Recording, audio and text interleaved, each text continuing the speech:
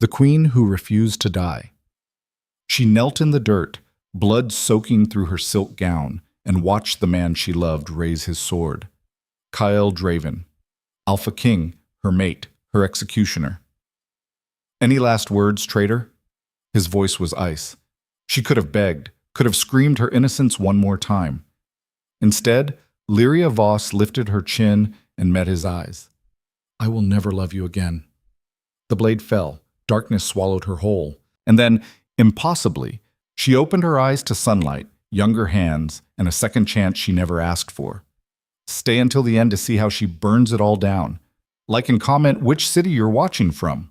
The execution square stank of old blood and new fear. Lyria couldn't feel her knees anymore. The stones beneath her were slick with something dark, probably from the last poor soul who'd knelt here.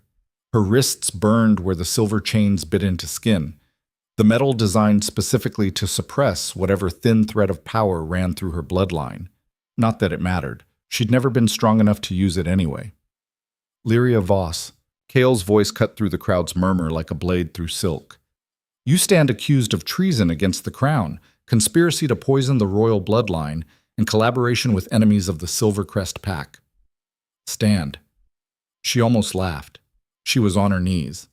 The Alpha King stood 10 feet away, backlit by the late afternoon sun, and he'd never looked more beautiful or more foreign.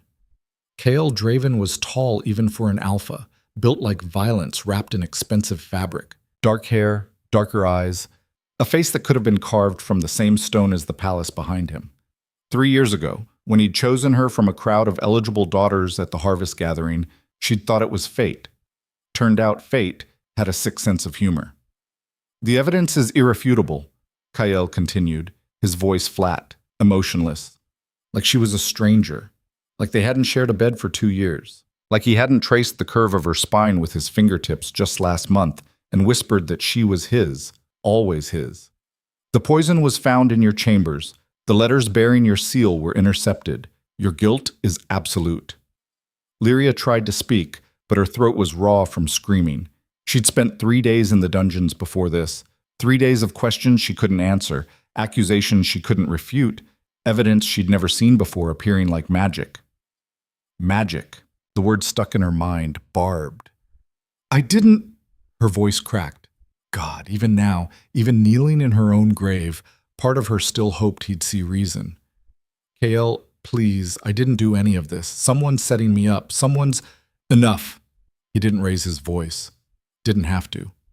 The command rippled through the air, an alpha order that seized her lungs mid-breath. She choked on the words dying in her throat. The crowd pressed closer, a living wall of judgment. She recognized faces, courtiers who'd smiled at her over breakfast, servants who'd dressed her, guards who'd bowed. Now they watched with the hollow-eyed hunger of people who needed to see someone else fall to feel safe themselves. Near the front, partially hidden by a pillar, stood Saris Vale, the king's chief advisor. A woman who'd appeared at court 6 months ago with impeccable credentials, sharper than steel intellect, and a smile that never quite reached her eyes. She'd been helpful, so helpful, offering guidance when Lyria struggled with court politics, suggesting ways to win the king's favor, always nearby when things started to go wrong. Saris caught Lyria's gaze and smiled. Not a smirk, not a sneer. A genuine warm smile, like they were friends sharing a private joke. Then she tilted her head just slightly, a gesture of mock sympathy, and Lyria understood with sudden, brutal clarity. This woman had destroyed her. The realization should have brought rage. Instead, it brought a strange, cold calm. Of course it wasn't random. Of course someone had orchestrated this. The planted evidence, the intercepted letters, the slow erosion of Kyle's trust over months until he looked at his chosen mate and saw only a threat. Lyria had been so focused on proving her innocence, she'd never asked who'd benefit from her guilt. Any last words? Kale drew his sword. Not the ceremonial blade used for formal occasions, but his real weapon, the one he'd carried through a dozen border wars. Sunlight caught the edge. Speak them now or die silent. The crowd hushed, anticipating begging or tears or protestations of innocence. Lyria had given them all of that already. It hadn't mattered then. It wouldn't matter now. She lifted her head, ignoring the way her neck muscles screamed, and met Kael's eyes. Once those eyes had softened when they looked at her. Once, she'd believed she saw love there, or at least the possibility of it. Now they were flat, emotionless, the eyes of a man doing an unpleasant but necessary task. "I will never love you again," Lyria said clearly. Not a scream, not a plea, a promise. In this life or any other, I will never make that mistake twice. Something flickered across Kael's face. Surprise, maybe, or pain. But it was gone before she could name it. The sword swung up. Lyria closed her eyes. At least it'll be quick, she thought, and felt the blade descend, and then nothing. Not pain, not darkness, just nothing, stretching into nothing, empty and cold and final. And then impossibly, jarringly, wrong. Sunlight on her face, warm and golden, and the smell of honeysuckle, and someone shaking her shoulder saying, "Lyria, wake up, you're going to be late for the fitting." Lyria gasped and lurched upright, heart hammering, hands flying to her neck to feel for the wound that should have been there, should have killed her, should have ended everything. Her neck was whole, unbroken. Smooth skin, racing pulse, no blood. "Are you all right?" The voice belonged to Mira, her younger sister, who was staring at her with wide, concerned eyes. "You look like you've seen a ghost." Lyria stared back, unable to process what she was seeing. Mira was young, 16, maybe 17, with her hair still long before she'd cut it short in mourning. Alive, whole, wearing a dress Lyria remembered from years ago, before the war, before the sickness, before... What year is it? The question came out harsh, desperate. Mira blinked. "Are you feeling well? Did you hit your head?" "What year, Mira?" It's 1247, of course." "Lyria, you're scaring me." 1247, 4 years before the execution. 4 years before Kael had chosen her. 4 years before everything went wrong. Lyria's hands were shaking. She stared at them. Younger, smoother, unmarked by the scars she'd earned in the palace. The silver burn on her left wrist from the chains was gone. The thin line across her palm from the broken teacup was gone. Even the callus she'd developed from nervous pen gripping during endless court sessions was gone. This wasn't possible. "The harvest gathering," Mira was saying, bouncing on the bed with an excitement that made Lyria's chest ache. God, she'd forgotten what Mira looked like, happy. "It's in 3 days. Can you believe the Alpha King himself is coming? They say he's looking for a mate. Wouldn't it be incredible if—" "No." The word came out flat, hard. Mira stopped mid-bounce. "No what?" "Nothing. Never mind." Lyria forced her breathing to slow, forced her brain to work through the impossible situation. Dead. She'd been dead. She'd felt the sword, felt the darkness, felt everything end. And now she was here 4 years earlier, in her childhood bedroom in her father's house. And Mira was alive and whole, and talking about the harvest gathering like it was something wonderful instead of the beginning of the end. Either she was hallucinating in her final moments, the brain's last desperate attempt to escape reality, or something had broken. Fate, time, reality itself. Frankly, at this point, she didn't care which. "I need to see Father," Lyria said, swinging her legs out of bed. Her body felt strange, lighter, younger, like wearing a costume of her former self. "Now." "But the seamstress is waiting." "Now, Mira." Her sister's face crumpled slightly at the tone, and Lyria felt a stab of guilt. Then she remembered Mira's funeral, small, rushed, held during the winter after the fever swept through the capital and took half the lower city with it. The king hadn't allowed Lyria to attend, said it wasn't safe, said she needed to stay in the palace, said it with Saris Vale's hand on his shoulder, and that same empty look in his eyes. If this was real, if she really had been thrown back, then Mira was alive. Mira could stay alive. That alone was worth whatever price came with this second chance. Their father, Lord Tobias Voss, was in his study going over ledgers with the grim focus of a man trying to make a failing estate's numbers add up through sheer willpower.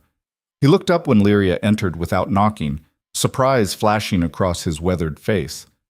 "Lyria, I thought you were—" "I'm not going to the harvest gathering." Silence. Tobias set down his pen very carefully. "Excuse me?" "I'm not going." "Send Mira if you want. Send anyone. But I'm staying here." Her father's expression shifted from surprise to something harder. That's not your decision to make. I'm making it anyway. Lyria. He stood, and she remembered this version of him, younger, stronger, before the debts and disappointments ground him down to nothing. Do you understand what's at stake? The Alpha King will be there. Every eligible daughter in 5 territories will be there. This is our chance. A chance at what? She heard the bitterness in her voice and didn't try to hide it. At selling me to the highest bidder? At chaining our family's future to whatever Alpha decides I'm pretty enough? At survival. Tobias slammed his hand on the desk, making the inkwell jump. At keeping this house. At making sure your sister has a dowry. Yes. At ensuring we don't lose everything when the creditors come calling. Which they will, Lyria, sooner than you think. The numbers on the ledger in front of him told their own story. Red ink, crossed out figures, loans stacking on loans. In her first life, Lyria hadn't known how bad it was, hadn't understood that her father was drowning, that the choice to parade her in front of the Alpha King wasn't vanity or ambition, but desperation. She understood now. There are other ways, she said quietly. Name one. She couldn't, not yet. The Voss family fortune had crumbled over years of poor investments and bad harvests. You didn't fix that overnight, and certainly not with the limited options available to a noble daughter in 1247. But she knew what happened if she went to the gathering, knew exactly how Kael's eyes would find her across the crowd, how the bond would snap into place like a bear trap, how 3 years later she'd be on her knees waiting for his sword. I'll find one, Lyria said. Give me time. We don't have time. Her father's voice gentled slightly, which was somehow worse than the anger. Lyria, I know this isn't what you want, but sometimes we do what we must for the people we love. You'll go to the gathering. You'll be gracious and charming and everything a potential mate should be. And if we're lucky, if we're very lucky, the king or one of his companions will notice you. And if I refuse, then we lose everything. Simple, brutal, true. The house, the lands, our name, Mira's future, all of it. Lyria looked at her father, really looked at him, and saw the fear beneath the sternness. He was terrified.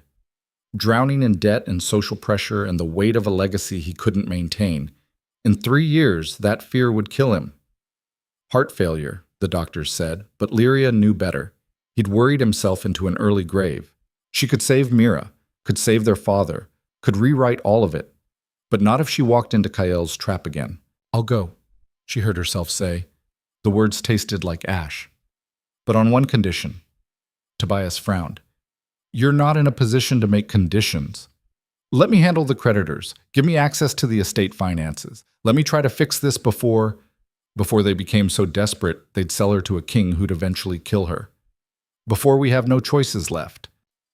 Her father studied her for a long moment, clearly trying to figure out what had prompted this sudden interest in household finances. Finally, he sighed. Fine. You can review the books, but you're still going to that gathering, Lyria, and you're going to smile and dance and be everything they expect. Understood? Understood. She left before he could see the lie in her eyes. The next 3 days passed in a blur of preparation and planning. Mira bounced through the house like an overexcited puppy, chattering about gowns and hairstyles and which eligible alphas might be in attendance. Their mother fretted over seating arrangements and proper curtsies and whether Lyria's posture was sufficiently regal. The seamstress arrived with armfuls of fabric, pinning and tucking and sighing over Lyria's unusual proportions in a way that made her want to stab something. Through it all, Lyria smiled and nodded and played the part of an eager young woman preparing for her debut. And late at night, when everyone else slept, she pored over her father's financial records and planned. The Voss family debts were worse than she'd realized.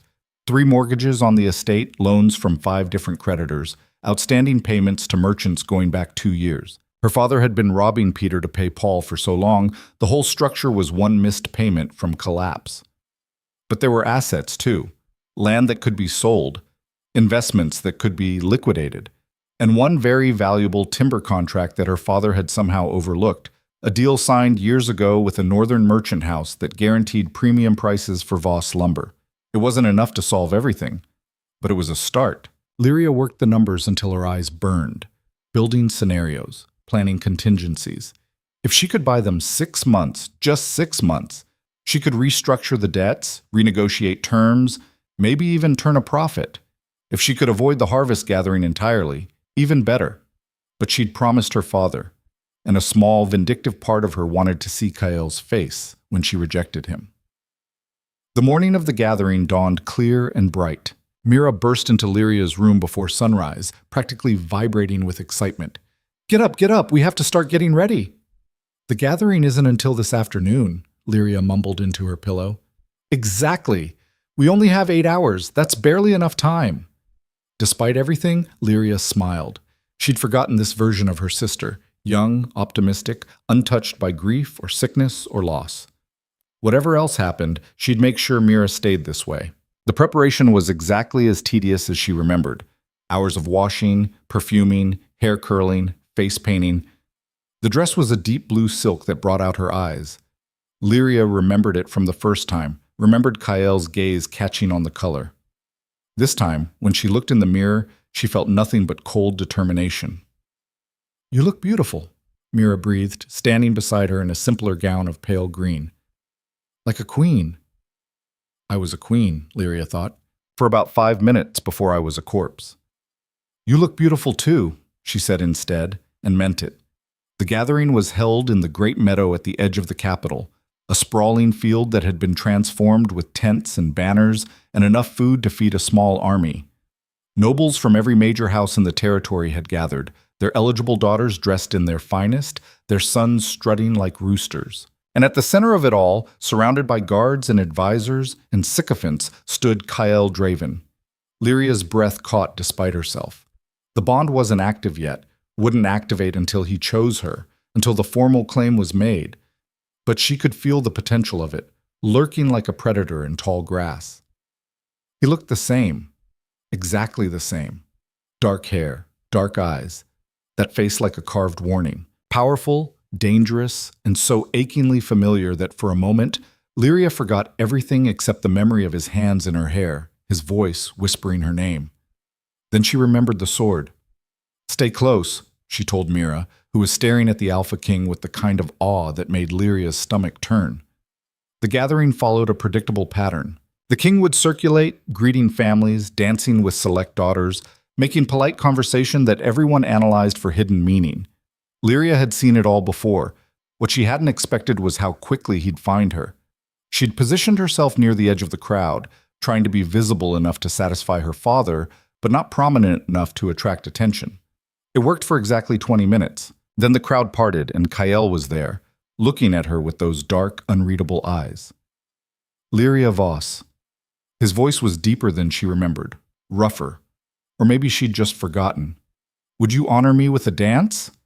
It wasn't a request, not really. When the Alpha King asked for a dance, you accepted or faced social annihilation. Every eye in the meadow was on them. Lyria looked at Kael, at the man who would choose her, claim her, and eventually execute her, and felt the weight of the moment pressing down like a physical thing. This is where it begins, she thought. This is the moment that destroys everything. In her first life, she'd said yes with a trembling smile, had let him lead her onto the dance floor, had felt the bond snap into place like chains. This time she met his gaze and said clearly, "No." The silence was immediate and total. Kael's eyes widened fractionally, the first real emotion she'd seen from him. "I beg your pardon?" "I said no, Your Majesty." Lyria kept her voice steady, polite, but firm. "I'm flattered by the offer, but I must decline." Someone gasped. Someone else whispered. The sound rippled through the crowd like a stone through water. "You didn't refuse the Alpha King, not in public, not ever." Kael's expression hardened. "Perhaps you don't understand. I understand perfectly." Lyria cut him off, which was probably suicide, but she'd already died once today. "You asked. I declined. That's how requests work, isn't it?" His jaw tightened. Around them, the crowd had gone so quiet she could hear the wind in the trees. "Miss Voss," he said, and now there was ice in his voice, the tone of a man who wasn't used to being contradicted. "You would do well to reconsider." "Your Majesty." She didn't step back, didn't lower her eyes. "With all due respect, I came here to honor my family. I've done that." I'm not interested in dancing or courting or whatever this is meant to be. I'm sure there are dozens of women here who would be delighted to accept your attention. I'm simply not one of them." Kale stared at her like she'd sprouted a second head. Behind him, Lyria caught sight of her father's face, pale, horrified, watching his carefully laid plans collapse in real time. She should have felt guilty, should have felt afraid. Instead, she felt light, almost giddy, like cutting a rope that had been strangling her for years. "Very well," Kale said finally, his voice dangerously soft. "Enjoy the rest of your evening, Miss Voss." He turned and walked away, the crowd parting before him like water. Lyria stood alone in the center of the meadow, every eye on her, and realized she'd just made a very powerful enemy. Good. Let him be angry. Let him be insulted. Let him be anything except the man who'd one day put a sword through her neck. Mira appeared at her elbow, face white. "Lyria, what did you just—" "I know. Father is going to— I know. The king— I know, Mira." Lyria took her sister's hand, squeezed it gently. "But I'm done being afraid of what might happen. I'd rather face the consequences of my own choices than die from someone else's." Mira didn't understand. How could she? But she squeezed back anyway, loyal even when she didn't agree. They left the gathering early, walking back to their carriage while whispers followed like flies. Lyria didn't look back. The fallout came faster than expected. Within 2 days, 3 of their creditors called in their loans, simultaneously, which couldn't be coincidence. Within a week, the timber contract mysteriously vanished from the merchant house's records. Within 2 weeks, her father's request for an audience with a potential investor was denied, then denied again, then ignored entirely. Kale Draven was destroying them with surgical precision. "You've killed us," her father said one night, staring at the latest round of demands. "Do you understand that? You've killed us all." Lyria looked at the numbers and felt nothing but cold fury. He's a petty tyrant crushing a minor noble house because his pride was hurt. Is that really the kind of man you wanted me to marry? I wanted you to survive. This isn't survival, father. It's slavery with better clothes. Tobias slammed the ledger closed. "You'll go to the capital. You'll apologize. You'll beg for his forgiveness." "I won't. Lyria, I said I won't." She stood, smoothing her skirt with hands that didn't shake. "I'll fix this, but I'll do it my way." "There is no fixing this. The king himself is—" A knock interrupted them. Their butler appeared in the doorway, looking nervous. "My lord, there's a royal messenger here. He says Miss Lyria has been summoned to the palace. Immediately." The silence stretched like a blade. "Well," Lyria said softly, "I suppose we'll see how petty he really is." She left for the capital that night, traveling by royal carriage under guard.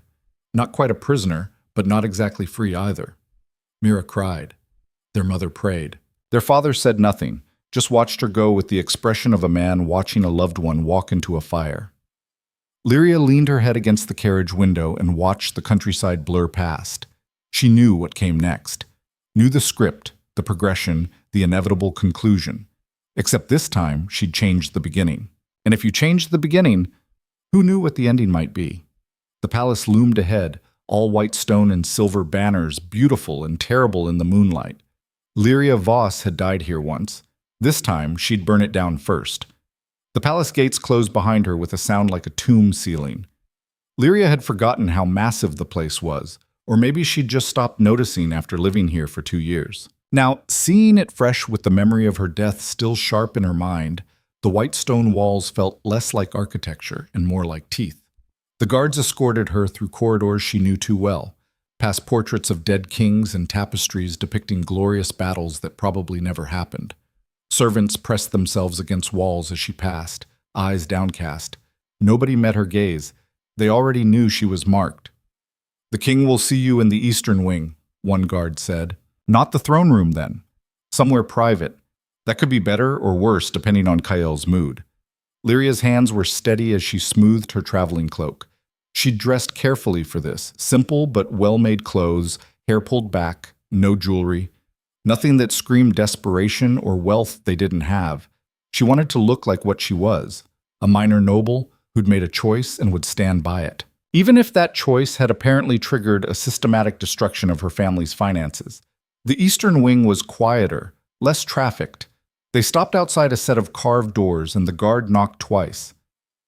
"Enter," Cale's voice muffled by wood. The room beyond was a study, lined with books and maps and the accumulated weight of running a kingdom. Cale stood by the window, backlit by afternoon sun, looking exactly like he had at the harvest gathering. Powerful, remote, absolutely in control. He didn't turn when she entered. "Miss Voss," he said to the window, "thank you for accepting my invitation." It didn't feel much like an invitation. Lyria stayed near the door, keeping distance between them. The bond still hadn't activated. That required a formal claim, a willing acceptance, but she could feel the potential humming in the air like charged lightning. Didn't it? Now he did turn, and the full weight of his attention hit her like a physical thing. "You seemed quite comfortable making your own choices at the gathering. I assumed you'd extend me the same courtesy." Choosing not to dance and choosing not to answer a royal summons are different things. Are they? He moved away from the window, circling the desk between them like a predator testing boundaries. "It seems to me you've made your position quite clear. You're not interested in dancing or courting or anything to do with me. Correct?" "Correct. And yet here you are." "Because you've spent the last 2 weeks destroying my family." The words came out sharper than she intended, but Lyria didn't take them back. 3 creditors calling in loans simultaneously. A timber contract that mysteriously vanished. Business opportunities that suddenly aren't available anymore. That's quite a coincidence. Cale's expression didn't change. "I have no idea what you're talking about." "Of course you don't." "Are you accusing me of something, Miss Voss?" The air in the room felt thinner, harder to breathe. This was dangerous ground. Accusing the Alpha King of petty revenge wasn't just insulting, it was treasonous. But Lyria had already died for treason she didn't commit. Being cautious hadn't saved her the first time. "I'm saying," she said carefully, "that it's remarkable how quickly things fell apart after I refused you." Almost like someone with significant power and a bruised ego decided to make an example. Silence. Long enough that Lyria's heart started hammering against her ribs. Then Kyle laughed, a short, sharp sound without much humor in it. "You think I'm that petty?" "I think you're not used to being told no." "No one tells me no." "I did." He stared at her, and Lyria saw something flicker behind his eyes. Surprise, maybe, or reassessment, like he was seeing her for the first time as something other than a chess piece. "Why?" The question came out quieter, almost curious. Every eligible woman in 5 territories was there. Every one of them would have given anything for that dance. Why refuse? "Because you'll kill me in 3 years. Because whatever we build will be poisoned from the start. Because I'd rather die free than live as your puppet. Because I don't want to be chosen," Lyria said instead. "I don't want to be someone's mate because they decided I was acceptable. I don't want to spend my life waiting for you to change your mind or find someone better or just get bored. I want—" She stopped, surprised by the truth trying to force its way out. "You want what?" Kyle prompted. "I want to matter because of what I do, not who I marry." The words hung in the air between them, ridiculous and impossible. Women in their world didn't get to want things like that. They got to want good marriages, healthy children, comfortable lives. Ambition beyond that was unseemly at best, dangerous at worst. Kyle's expression shifted into something harder to read. "And you think marrying me would prevent that?" "I think marrying you would end me." The truth slipped out before she could stop it. Not all at once, not obviously, but piece by piece, day by day, until there was nothing left of who I was. Just whoever you needed me to be. That's quite an assumption about a man you don't know. Isn't it what you want? Someone who fits into your life perfectly? Someone who doesn't cause problems or ask difficult questions or, she caught herself before saying, or get executed for treason, someone else committed. Or refuse to dance. Kyle moved around the desk, closing the distance between them, and Lyria's body went rigid with old fear. But he stopped a few feet away, close enough to touch but not touching. "You don't know me," he said quietly. "You don't know what I want." "Then tell me why you asked me to dance." Lyria met his gaze, refusing to back down. Out of everyone there, why me? Because you weren't trying. The answer caught her off guard. What? Every other woman there was performing, Kyle said, playing a part, smiling too wide, laughing too loud, desperately trying to be noticed. But you… He tilted his head slightly, studying her. You looked like you'd rather be anywhere else. And when I approached, you didn't even pretend to be excited. So you asked me to dance because I wasn't interested? I asked because you were real. Something in his voice softened just slightly. Do you have any idea how rare that is? Lyria wanted to laugh. Real. She'd been real in her first life too. Real and naive, and so desperate to believe in the fantasy that she'd missed every warning sign until it was too late. Well, she said, you got your answer. I'm still not interested. So can we end whatever this is? Let my family go. We're not worth your time or energy. That's not your decision to make. The softness vanished like it had never been, replaced by the cold authority of an alpha who'd ruled for a decade and didn't tolerate challenges. You refused me publicly, Kyle continued, in front of the entire court, in front of other alphas, visiting dignitaries, everyone who matters. Do you understand what that means? It means I said no to a dance. It means you made me look weak. His voice dropped lower, dangerous. Weak kings don't stay kings very long, so, yes, there have been consequences. There will continue to be consequences until you understand the magnitude of what you've done. I'm not apologizing. I'm not asking you to. He turned away, back to the window, dismissing her without words. You'll stay in the palace. Guest quarters, east wing, third floor. You'll attend court functions as required. You'll be visible, polite, and appropriately contrite. Lyria's stomach dropped. You're keeping me here? I'm offering you protection. Cale glanced back over his shoulder. Your family's estate is about to default on multiple loans. When that happens, your father will lose everything. But if you are under royal protection, as a guest of the crown, certain allowances can be made. Extensions granted, opportunities discovered. That's not protection, that's blackmail. Call it what you like. You have 3 options. Stay here and play by my rules, watch your family lose everything, or marry me and solve all your problems at once. He said it so casually, like he was discussing dinner plans. I'll give you tonight to decide. I've already decided. Then stay or leave. But understand, if you leave now, I can't help you. I won't help you. And when your family loses everything, it will be because you chose pride over practicality. Lyria's hands clenched into fists.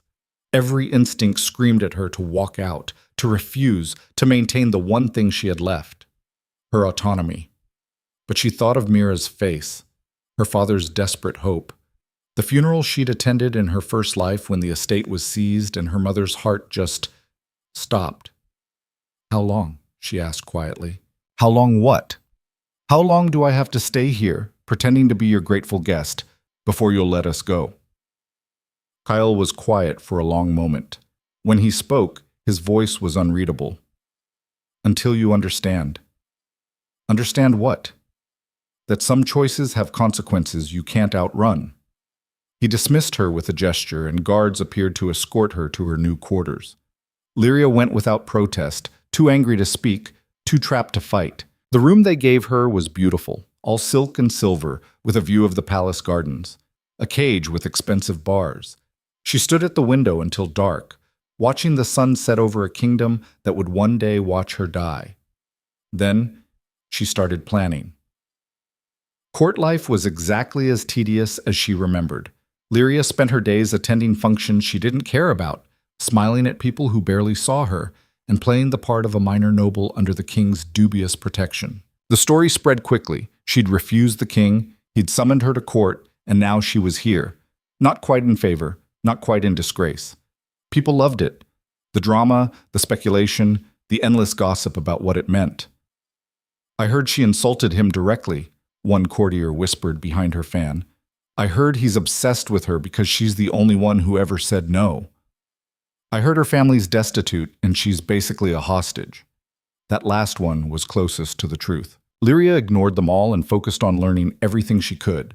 Court politics, power dynamics, who owed favors to whom. In her first life, she'd been so focused on being the perfect mate that she'd never bothered understanding how the palace really worked. Now she paid attention to everything, and she started to notice things that didn't add up, small things at first. Conversations that stopped when she entered a room, guards posted in odd locations. The king's chief advisor, a position that should have been filled by someone, remained mysteriously empty. Then, 3 weeks into her forced residence, Saris Vale arrived. Lyria was in the library when it happened, reading through financial documents she'd convinced a sympathetic clerk to lend her. The door opened without warning, and a woman swept in like she owned the place. Tall, elegant, with dark hair and eyes that missed nothing. She wore a deep green dress that probably cost more than Lyria's family made in a year, and moved with the kind of confidence that came from knowing you were the smartest person in any room. Lyria's blood turned to ice. Saris Vale, the king's future chief advisor, the woman who'd orchestrated Lyria's execution. Except this was 4 years early. Saris wasn't supposed to arrive at court for another 6 months. "You must be Lyria Voss." Saris's voice was warm, friendly, with just a hint of curiosity. "I've heard so much about you." Lyria's mind raced. This was wrong. Everything about this was wrong. Saris showing up early changed the timeline, changed the game, changed everything she thought she knew about how this would play out. "I'm sorry," Lyria managed, keeping her voice steady. "Have we met?" "Not yet." Saris smiled, and it was the same smile Lyria remembered from the execution, warm and utterly false. "I'm Saris Vale, just arrived from the Northern Territories. I'm here to consult with the king on some trade matters." Lies. All of it. Saris wasn't a trade consultant. She was something else entirely, something Lyria had never fully understood in her first life because she'd been too busy dying to ask questions. "Welcome to court," Lyria said carefully. "I'm sure the king will appreciate your expertise." "I hope so." Saris moved closer, her gaze sharp and assessing. "But I didn't come here to talk about trade. I came to meet you, the girl who refused the Alpha King. That takes either tremendous courage or tremendous stupidity. Probably both." Saris laughed, genuine, surprised. "I like you. Most people at court are so careful with their words. It's refreshing to meet someone honest." The irony of the woman who'd framed her for treason calling her honest almost made Lyria laugh. "Honesty isn't always rewarded," she said instead. "No," Saris agreed, settling into a chair across from Lyria, like they were old friends. "But it's memorable. And in a place like this, being memorable is almost as good as being powerful." "Is it?" "Oh yes, power is what you can do, but influence is what people think you can do. The perception matters more than the reality." Lyria studied the woman who would eventually destroy her, trying to see past the charm to whatever lay beneath. But Saris was good, very good, at hiding whatever she really was. "That sounds like advice," Lyria said. "Consider it friendly wisdom from someone who's played this game longer." Saris leaned forward conspiratorially. "You've made an enemy of the most powerful man in 5 territories. That's a dangerous position to be in. You'll need allies." "Are you offering?" "I'm offering perspective. The king is angry now, yes, but anger fades. What remains is respect for people who stand their ground." She paused, letting that sink in. "I think you could be very valuable, Miss Voss, if you're smart enough to see the opportunity." "Opportunity to do what?" "To matter." Saris said it like she'd plucked the word directly from Lyria's earlier conversation with Kyle. "Isn't that what you wanted? To be more than just someone's chosen mate?" Lyria's skin prickled. How did Saris know that? Had Kyle told her? Were they already working together? "I appreciate the interest," Lyria said slowly, "but I'm not looking for opportunities. Just trying to survive until I can go home." "Home to what?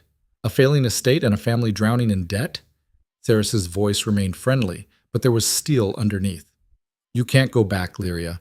Even if the king releases you tomorrow, your old life is gone. The question is what you build in its place." The truth of it hit harder than Lyria expected. Saris was right. Even if she escaped the palace, even if she somehow paid off the debts, she'd burned too many bridges, made too many enemies. The girl she'd been before the gathering was dead, replaced by this sharper, colder version. "What exactly are you suggesting?" Lyria asked. that you stop fighting and start thinking strategically. The king is interested in you, genuinely interested, not just physically. That's rare. Use it. Use it how? Sarah smiled like a cat with cream.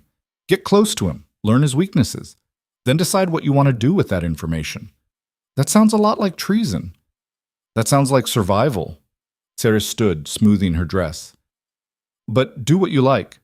I just thought you might appreciate advice from someone who understands what it's like to fight for a place in a world that doesn't want to give you one. She left before Lyria could respond, the scent of expensive perfume lingering behind her. Lyria sat frozen, mind spinning. Saris arriving early, Saris offering alliance, Saris pushing her toward Kael instead of away from him. None of it matched what had happened in her first life, which meant either the timeline had changed the moment Lyria refused the king, or something else was happening that she didn't understand. Or both. A knock at the door made her jump. Miss Voss? A young servant girl peeked in, nervous. The king requests your presence at dinner. Private dining room. 1 hour. Of course he did. Lyria thanked the girl and sat back, thinking. She could refuse. Could claim illness or exhaustion or just plain stubbornness. But refusing wouldn't get her any closer to understanding what was happening. Wouldn't help her figure out what Saris really wanted, or why the timeline had shifted, or how to protect her family. And despite everything, despite the execution, the betrayal, the 3 years of being someone's puppet, part of her was curious. Kael had said she was real, had said he'd chosen her because she wasn't performing. What would he do with a version of her that was all performance, all strategy, all sharp edges and no softness? Lyria stood and called for the servant to help her dress. Time to find out. Well, the private dining room was smaller than she expected, intimate in a way that made her uncomfortable. Just 1 table, 2 chairs, and enough candles to make everything look soft and romantic. Kael was already there, dressed more casually than she'd ever seen him. No formal jacket, sleeves rolled up, looking more like a man than a king. Miss Voss? He stood when she entered, a gesture of politeness that seemed odd coming from someone who could order her execution. Thank you for joining me. Did I have a choice? You always have a choice. You've made that abundantly clear. Lyria took the offered seat, hyper-aware of the empty room, the closed door, the fact that they were alone in a way they'd never been in her first life. Back then, there'd always been guards, servants, witnesses. Privacy had been a reward earned after months of courtship. Now it felt like a trap. I met your new trade consultant, Lyria said, skipping past pleasantries. Saris Vale. She's interesting. You spoke with her? Kael's expression flickered. Surprise or concern, hard to tell. She introduced herself in the library, gave me some advice about court politics. What kind of advice? The kind that sounded helpful and probably wasn't. Kael poured wine into 2 glasses, his movements careful and controlled. Saris is very good at saying what people want to hear. Be cautious around her. You don't trust your own consultant? I don't trust anyone completely. Occupational hazard of being king. He handed her a glass, and their fingers brushed. The contact sent a jolt through her, not the bond, which still hadn't activated, but simple awareness. He was close enough to touch, powerful enough to destroy her, and looking at her like she was a puzzle he couldn't solve. Why am I here? Lyria asked. Really here, I mean. Not the official story about protection or consequences. What do you actually want from me? Kael sat back, considering her over the rim of his glass. An answer. To what question? Why you're so determined to hate me when you don't even know me? The accusation caught her off guard. I don't hate you. You act like being near me is torture. Being trapped in the palace is torture. You're just the reason I'm here. Am I? He set down his glass, leaning forward. Or are you running from something else entirely? Lyria's heart stuttered. He couldn't know. There was no way he could know about the execution, the betrayal, the second chance she'd somehow been given. I'm not running from anything, she lied. Everyone's running from something. Kael's voice gentled slightly. The question is whether you're running toward something better or just away from something worse. Profound wisdom from someone who's never had to run. You think I haven't? He laughed, sharp and humorless. I became king at 19 because my father was assassinated. Spent the next decade fighting border wars, crushing rebellions, and trying to hold together territories that wanted to tear themselves apart. I run every day, Lyria. I'm just better at hiding it. The use of her first name sent heat through her chest. He'd always called her Miss Voss, keeping distance, maintaining formality. This felt different, dangerous. "Why did you really ask me to dance?" she asked quietly. "The real reason." Kale was silent for a long moment, his dark eyes searching hers. "Because I'm tired," he said finally. "Tired of pretending, tired of performing, tired of being surrounded by people who see a crown instead of a man. And you—" He shook his head slightly. "You looked at me like you didn't care what I was. Like I could have been anyone, and you still would have said no. Would that have been better? It would have been honest." Lyria's throat tightened. This was the Kyle she'd thought she'd known in her first life. The one who'd whispered vulnerabilities in the dark, who'd held her like she mattered, who'd made her believe in something more than duty. It was also a lie, or a performance, or a version of him controlled by Ceres's manipulation. She didn't know which, and that terrified her.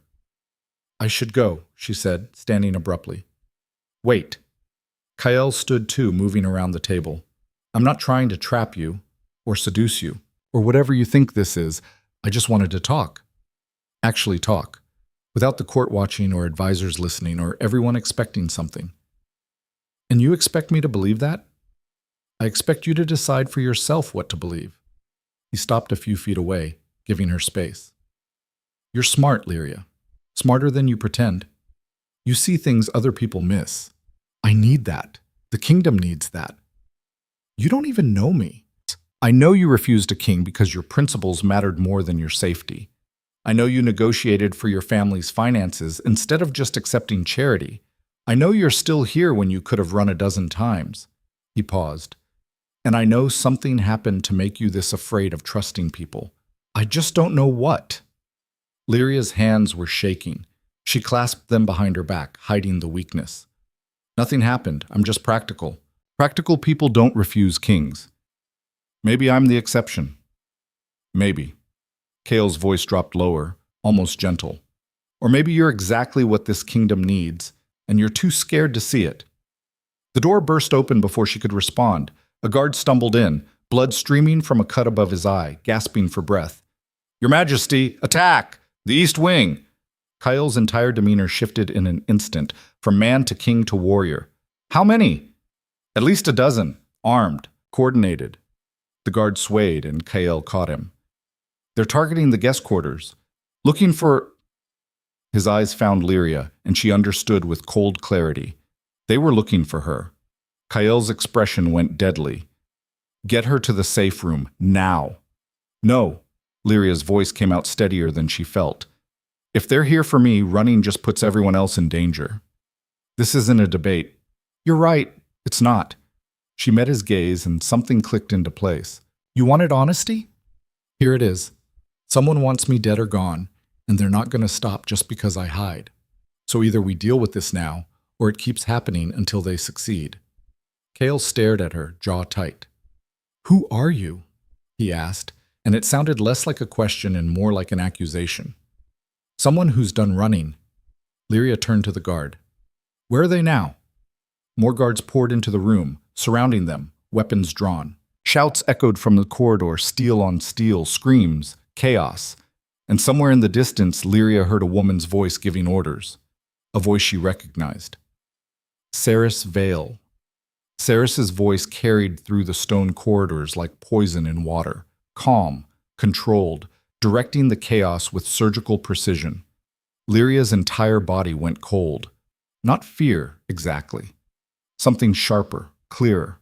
Recognition. "That's her," she said, and Kyle's head snapped toward her. "That's who's orchestrating this." "Ceres. She just arrived." "She's lying." Lyria grabbed his arm, fingers digging in hard enough to bruise. "About everything. The trade consultation, the timing, all of it.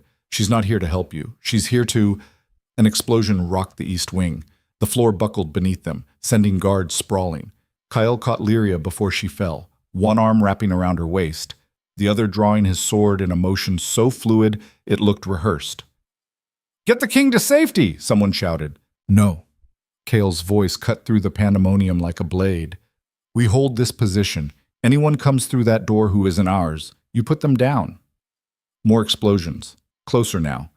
The attackers weren't just targeting the guest quarters, they were systematically destroying escape routes, herding everyone toward the center of the palace. Lyria's mind raced through scenarios. In her first life, she'd never seen an attack like this. The palace had been breached twice during her time here, both times by small groups trying to assassinate Kyle. Never this coordinated, never this destructive, which meant this wasn't about Kyle, it was about her.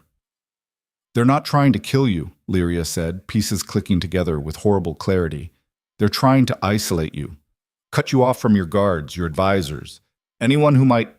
She stopped, throat closing around the words. Anyone who might break whatever control Cerys had over him. Because that was the missing piece, wasn't it? The thing she'd never understood in her first life. Kale hadn't just turned on her, he'd changed, slowly, incrementally, over months, until the man who'd chosen her was replaced by a stranger wearing his face, and Cerys had been there for all of it. Might what? Kyle demanded, still scanning the corridor, body tense as a drawn bowstring. We need to get out of here. Now! Before she... The doors exploded inward in a shower of splinters and smoke. Guards poured through. Not palace guards, Lyria realized with sinking dread, but mercenaries wearing stolen uniforms. A dozen of them, armed with swords and crossbows, and the kind of grim efficiency that came from doing terrible things for money. Kyle moved like lightning. His sword took the first attacker in the throat before the man finished stepping through the doorway. The second one managed to raise his weapon before Kael's blade found his heart. Blood sprayed across white marble, turning the floor into a slaughterhouse. The palace guards rallied, forming a protective circle around their king. Steel rang against steel. Someone screamed. A crossbow bolt whistled past Lyria's ear, close enough to feel the wind. She wasn't armed, wasn't trained for this kind of fight. In her first life, she'd been kept away from violence, sheltered in the palace like a delicate thing that might break. But she'd died once already. Breaking didn't seem so scary anymore. Lyria grabbed a fallen dagger from a dead mercenary, the handle still warm from his grip. The weight felt wrong in her hand, too heavy, too real. But she held it anyway. "Stay behind me," Kael snarled, dispatching another attacker without looking. "She's not coming for you," Lyria said, and something in her voice made him pause mid-swing. "Listen to me. Cerys isn't trying to kill you. She needs you alive.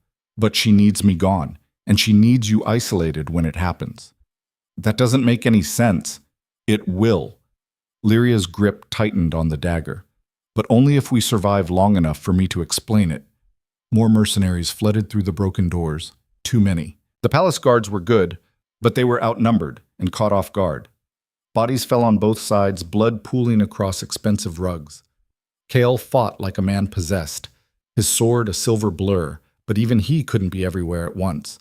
A mercenary broke through the line, heading straight for Lyria with a blade raised. She didn't think, just moved, ducking under his swing, driving her stolen dagger up into the soft flesh beneath his ribs. The resistance shocked her, skin and muscle and bone, all fighting the intrusion. She twisted the blade like she'd seen soldiers do, and the man's eyes went wide with surprise before he crumpled. Lyria stumbled back, staring at her hands. They were covered in blood, someone else's blood, hot and slick and so red. She'd just killed a man. "Lyria!" Kael's voice snapped her back to the present.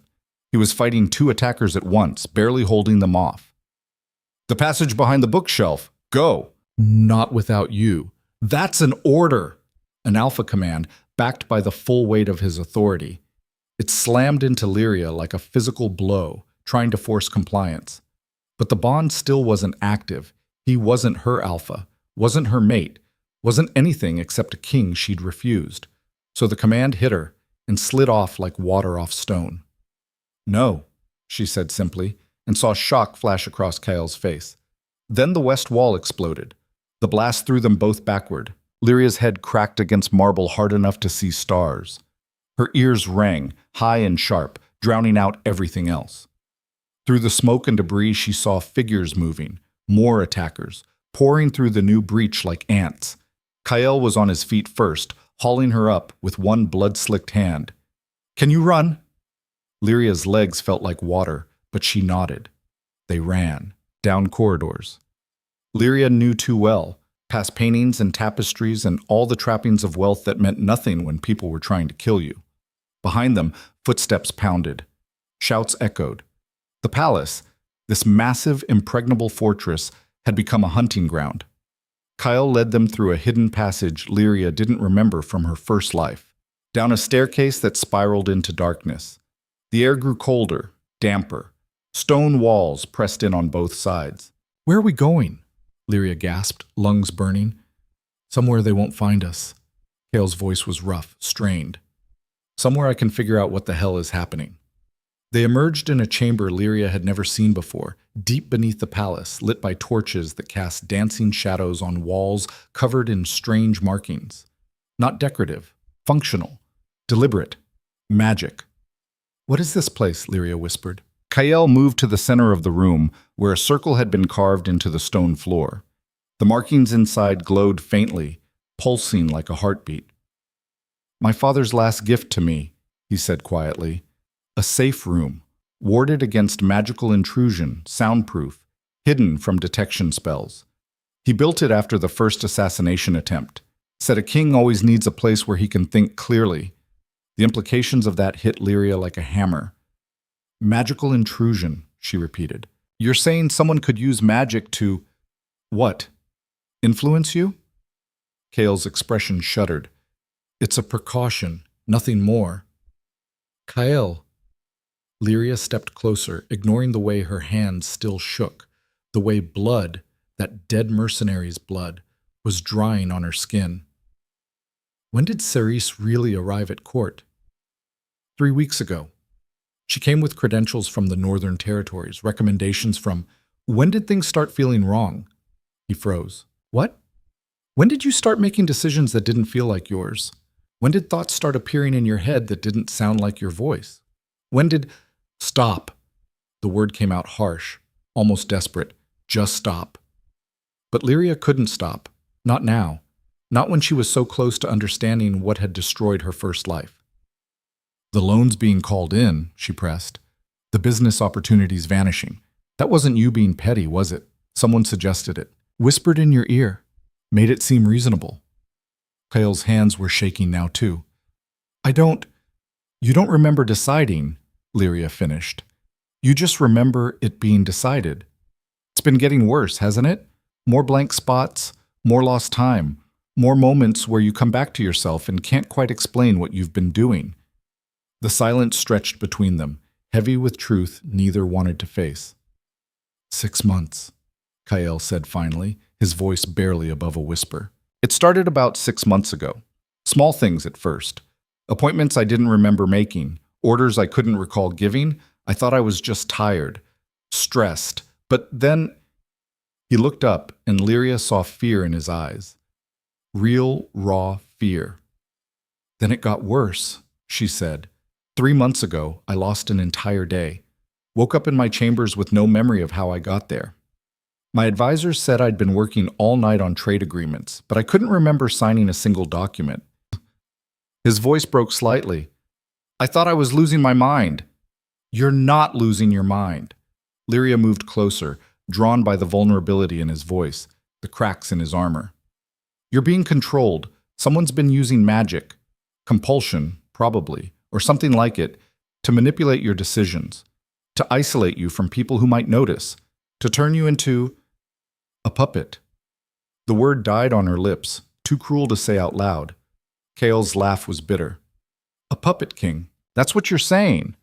"I'm saying someone's been systematically destroying your autonomy for months, and we need to figure out how before..." The wards flared. Lyria felt it like a punch to the chest, magic slamming against the protective barrier, testing for weaknesses. The markings on the walls blazed brighter, fighting back. "They found us," Kyle said, drawing his sword again. "We have maybe 5 minutes before those wards fail. Then we have 5 minutes to figure out how to fight back." "Against magic? With what? I'm a soldier, not a..."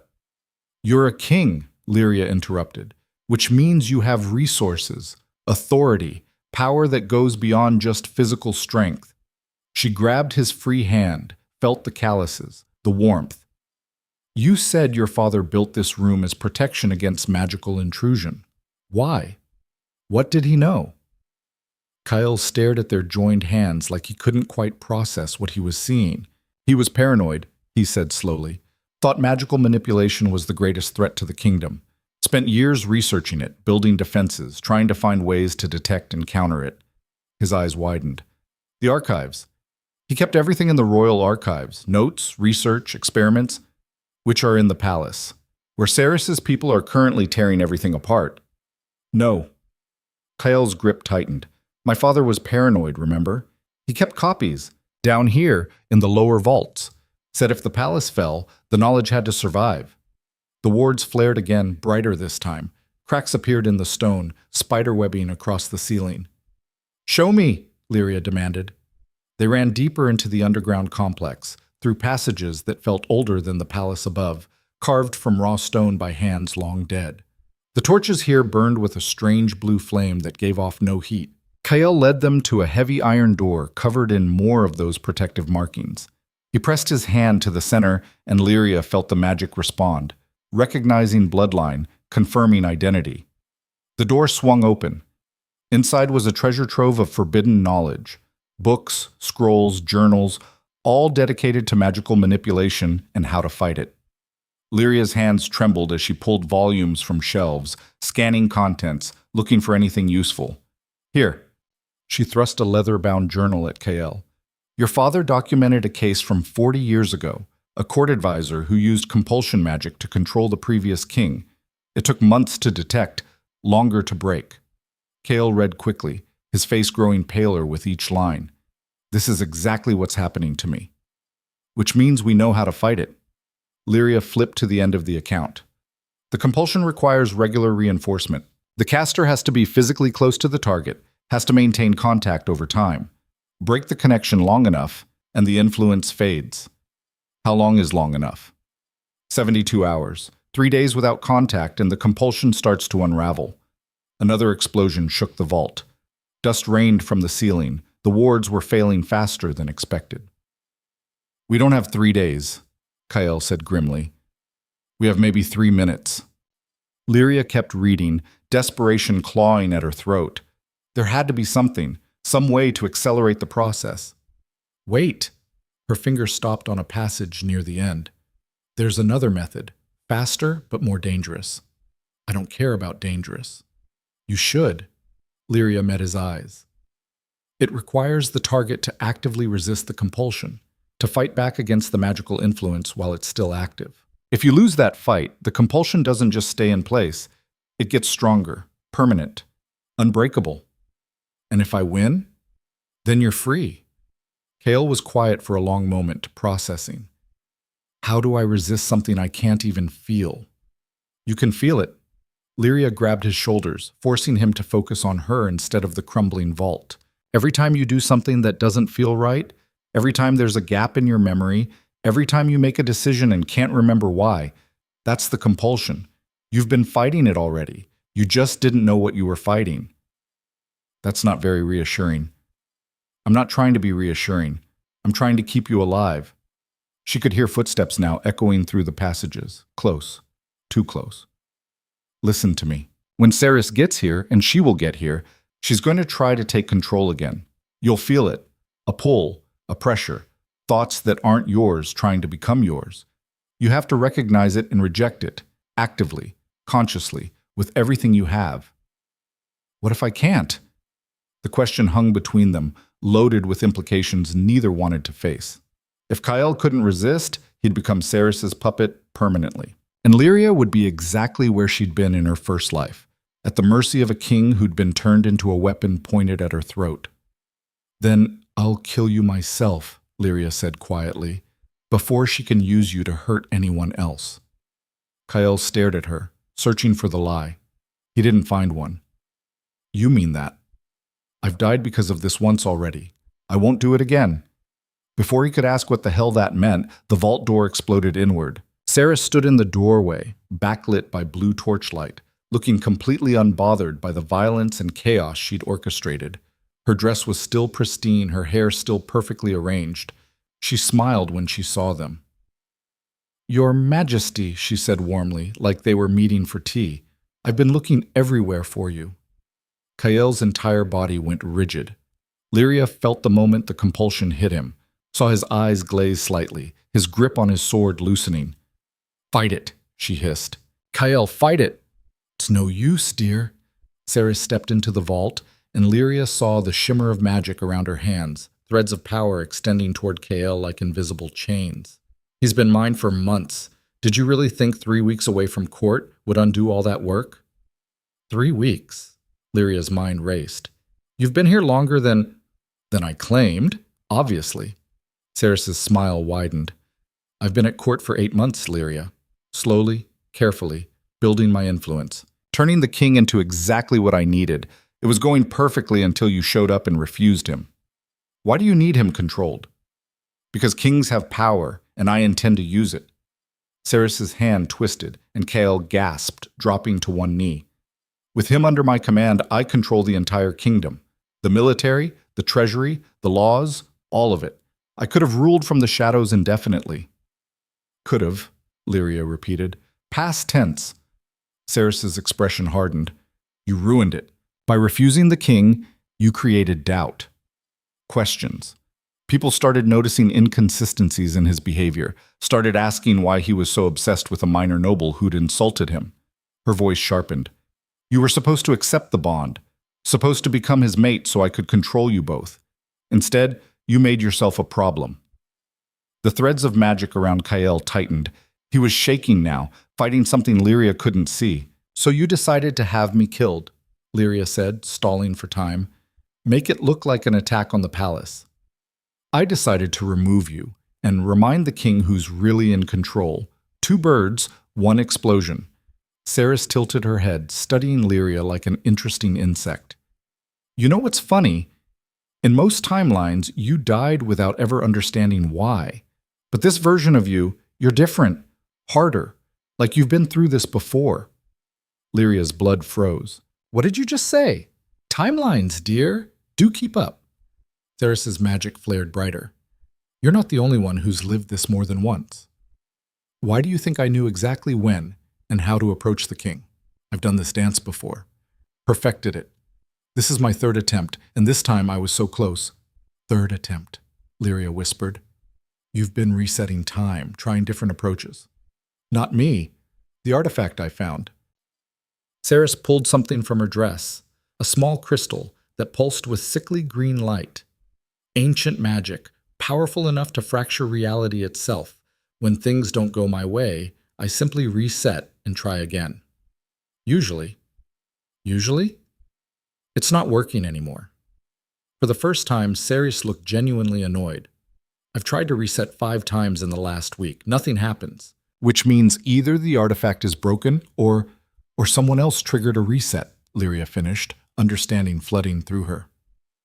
"Someone else died and came back, and their timeline overwrote yours." Ceres's eyes narrowed. "Impossible. I'm the only one who knows about the artifact." "You were." Lyria's hand tightened on her dagger.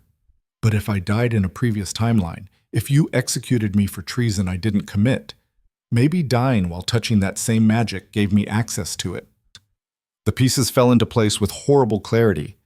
Lyria had died swearing she'd never love Kael again, died angry, betrayed, desperate for another chance, and somehow the same artifact Ceres had been using to reset reality had answered, but only once. "This is it," Lyria said softly.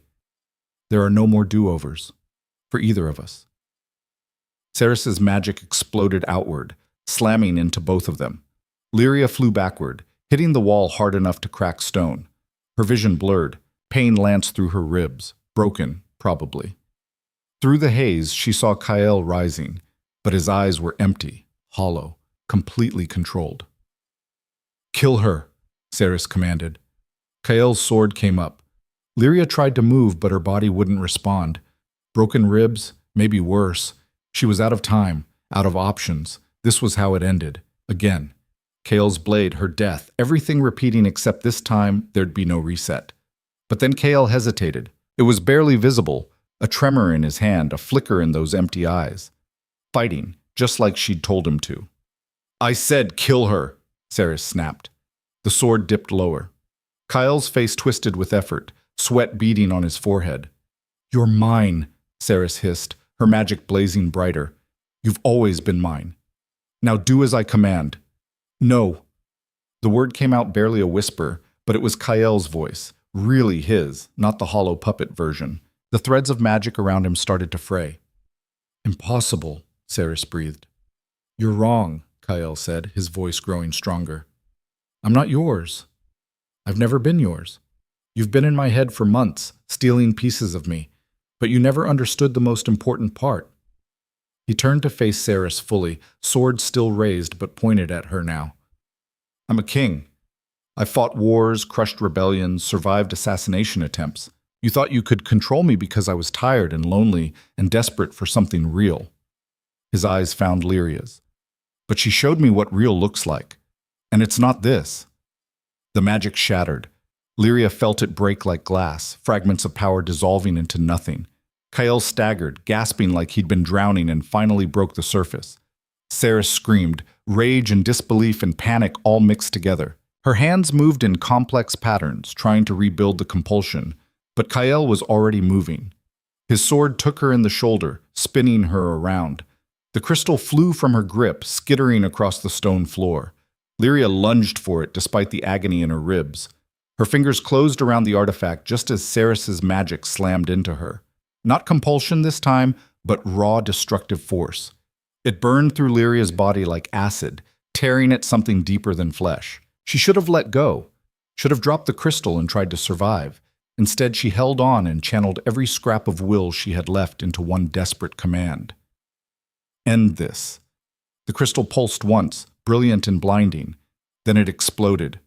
Power erupted through the vault, wild, ancient, impossible to control. Lyria felt it tear through her, through Kyle, through Saris. Reality bent, twisted, trying to reset one more time. But there was nothing left to reset to. The magic consumed itself in a cascade of collapsing possibilities. And when the light finally faded, Lyria was on her knees, gasping for air that tasted like copper and ash. Saris lay motionless a few feet away, eyes open and empty, dead or close enough. And Kyle was standing over her, sword in hand, looking at Lyria like he was seeing her for the first time. What did you do? He asked hoarsely. Lyria tried to answer, but darkness was creeping in at the edges of her vision. The magic had taken too much, burned too hot. She was dying, properly dying this time, and there'd be no coming back. Saved you, she managed. You're welcome. Then the darkness swallowed her whole, and this time she let it. Lyria woke to pain, not the sharp, immediate kind that came with broken ribs or torn flesh. This was deeper, colder, like something fundamental inside her had been rearranged and put back wrong. Her bones ached. Her blood felt too thick in her veins. Even breathing hurt in ways she didn't have words for. She opened her eyes to unfamiliar stone ceiling, torchlight flickering across surfaces that looked older than memory. Don't move, Kael's voice rough with exhaustion. The healer said any sudden movement could... Lyria sat up anyway, ignoring the way her vision swam and her stomach lurched. She needed to see, needed to confirm she was actually alive and not hallucinating in some dying fever dream. The vault had been transformed into a makeshift medical station. Bodies lay on makeshift cots, palace guards mostly, wounded in the attack. Healers moved between them with quiet efficiency, binding wounds, administering potions, murmuring prayers to whatever god still listened. And in the corner, covered by a plain sheet, was a body Lyria recognized by shape alone. Ceres Vale. She's dead, Kyle confirmed, following her gaze. The magic, whatever you did, it burned through her like wildfire. She was gone before we could even try to save her. Good. Lyria's voice came out hoarse, damaged. She didn't feel guilty about that. Kyle sat on the edge of her cot, and she got her first good look at him. He looked like hell, blood-stained, exhausted, with shadows under his eyes that spoke of sleepless nights. But those eyes were clear, focused, his own again. How long was I out? 2 days. The healers weren't sure you'd wake up at all. Whatever that artifact did to you, He stopped, jaw tightening. You almost died. Again. Properly this time. But I didn't. No thanks to your survival instincts. There was anger in his voice now, hot and immediate. What were you thinking grabbing that crystal? You could have been killed, or worse. I was thinking I'd rather die stopping her than live watching her use you as a weapon. Lyria met his eyes steadily. I meant what I said before. I've already died once because of this. I won't do it again. Kael stared at her, and she watched him process the words, really process them, now that his mind was his own. You keep saying that, he said slowly, that you've died before. What does that mean? Lyria was quiet for a long moment, weighing truth against sanity. Then she told him. Everything. The execution, the betrayal, waking up 4 years in the past with memories that shouldn't exist, Ceres's admission about the artifact in multiple timelines, the desperate gamble that had brought them here. Kael listened without interrupting, his expression shifting from disbelief to horror to something harder to name. So in another life, he said when she finished, I executed you for treason you didn't commit. Ceres's treason specifically, but yes. And you came back anyway, knowing what I'd done, what I would do. You still tried to save me. I tried to save myself, Lyria corrected. You were just a side benefit. It was a lie, and they both knew it. She could have run the moment she woke in the past, could have disappeared, changed her name, lived quietly somewhere Kael would never find her. Instead, she'd walked straight back into the fire. Why? Kael asked quietly. If you knew how it ended, why risk it again? Because it wasn't you. The words came out more raw than she intended. The man who killed me, that wasn't you. It was Ceres wearing your face, speaking with your voice. The real you was buried so deep you couldn't even fight back. Until you made me. Until you chose to. Lyria's hand found his without conscious thought, fingers threading together like they'd done it 1,000 times before. I gave you the tools. You did the actual fighting. Kael's thumb traced circles on her palm, a gesture so familiar it made her chest ache. They'd done this in her first life too, quiet moments stolen between royal obligations, his touch the only thing that felt real. The bond never activated, he said. Even when I chose you at the gathering in your first timeline. Even when we... He stopped, struggling with words. It should have snapped into place the moment I made you my mate. But it didn't. Ceres blocked it. Lyria had worked this out during her 2 days of darkness, piecing together fragments of overheard conversations and half-remembered magical theory. The compulsion required her to be your primary influence. A mate bond would have competed with that control, maybe even broken it entirely. So she suppressed it, made sure the connection never fully formed. Which means in your first life we weren't actually mated, just going through the motions. Does it matter? Yes. Kael's hand tightened on hers. It means everything I felt, everything I thought I felt, might have been manufactured. Ceres's magic making me think I cared when really... Stop. Lyria cut him off, her voice sharp. Don't do that. Don't give her credit for your emotions. She controlled your actions, not your heart. How can you be sure? Because you fought back. Lyria shifted closer, ignoring the protest from her ribs. When it mattered most, when she was strongest, you still fought. That wasn't magic. That was you.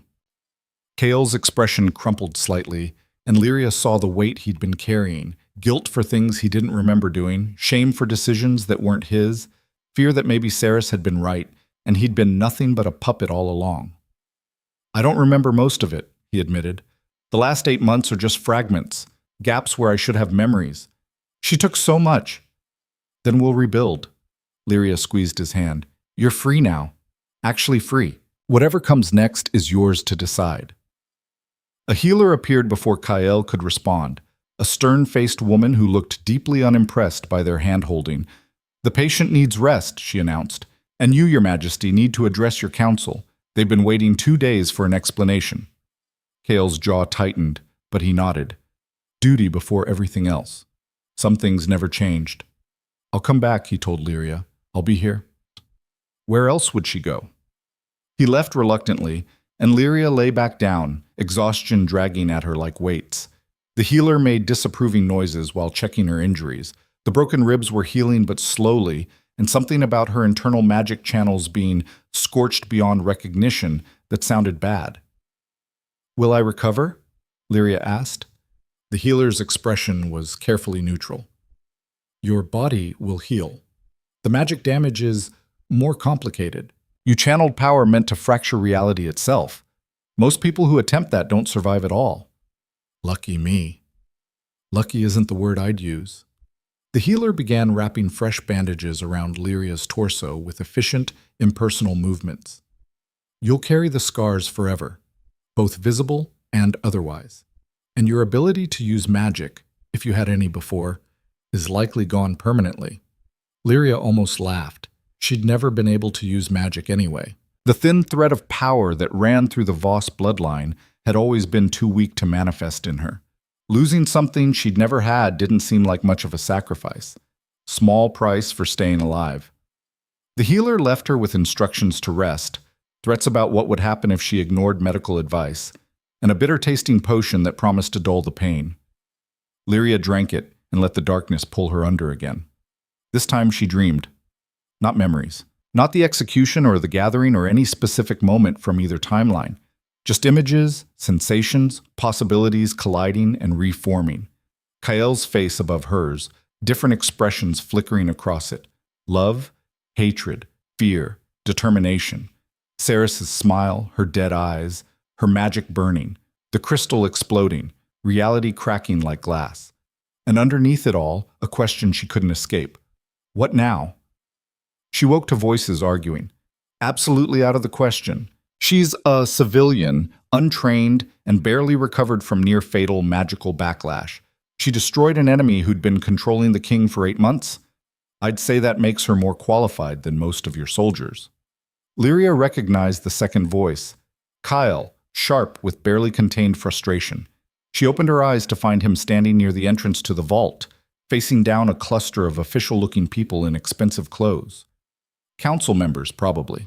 The ones who'd been running the kingdom while their king was a puppet. "Your Majesty, with all due respect," began an older man with a general's insignia. "Don't." Kael's voice dropped to something dangerous.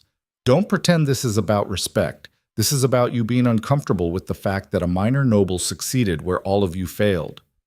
We didn't know about the compulsion. You didn't look for it. Didn't question why I was making increasingly erratic decisions. Didn't wonder why I was isolating myself from trusted advisors." Kael's gaze swept across them like a blade. "Where were you when Ceres Vale was systematically destroying my autonomy?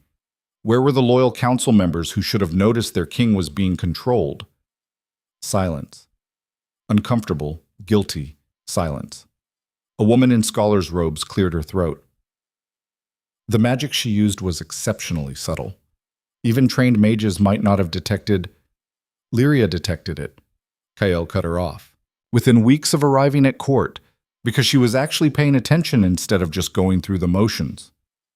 "She also nearly died activating that artifact," the general interjected. "And we still don't fully understand what she did or what the consequences might be. The consequences are that I'm free. Ceres is dead, and the kingdom isn't being run by a magical puppet anymore." Kael's voice could have cut stone. "I'd call that a net positive." Lyria decided this had gone on long enough. She sat up, carefully this time, mindful of her ribs, and cleared her throat. Every head swiveled toward her. "Miss Voss," the scholar said, surprise evident. "You shouldn't be." "I'm fine." A lie, but a useful one. "What's the argument about?" The council members exchanged glances, clearly debating how much to say in front of her. Kael had no such hesitation. "They want to keep you confined to the palace indefinitely. For your own protection, they claim. Actually because they're afraid of what you represent." "Which is what exactly?"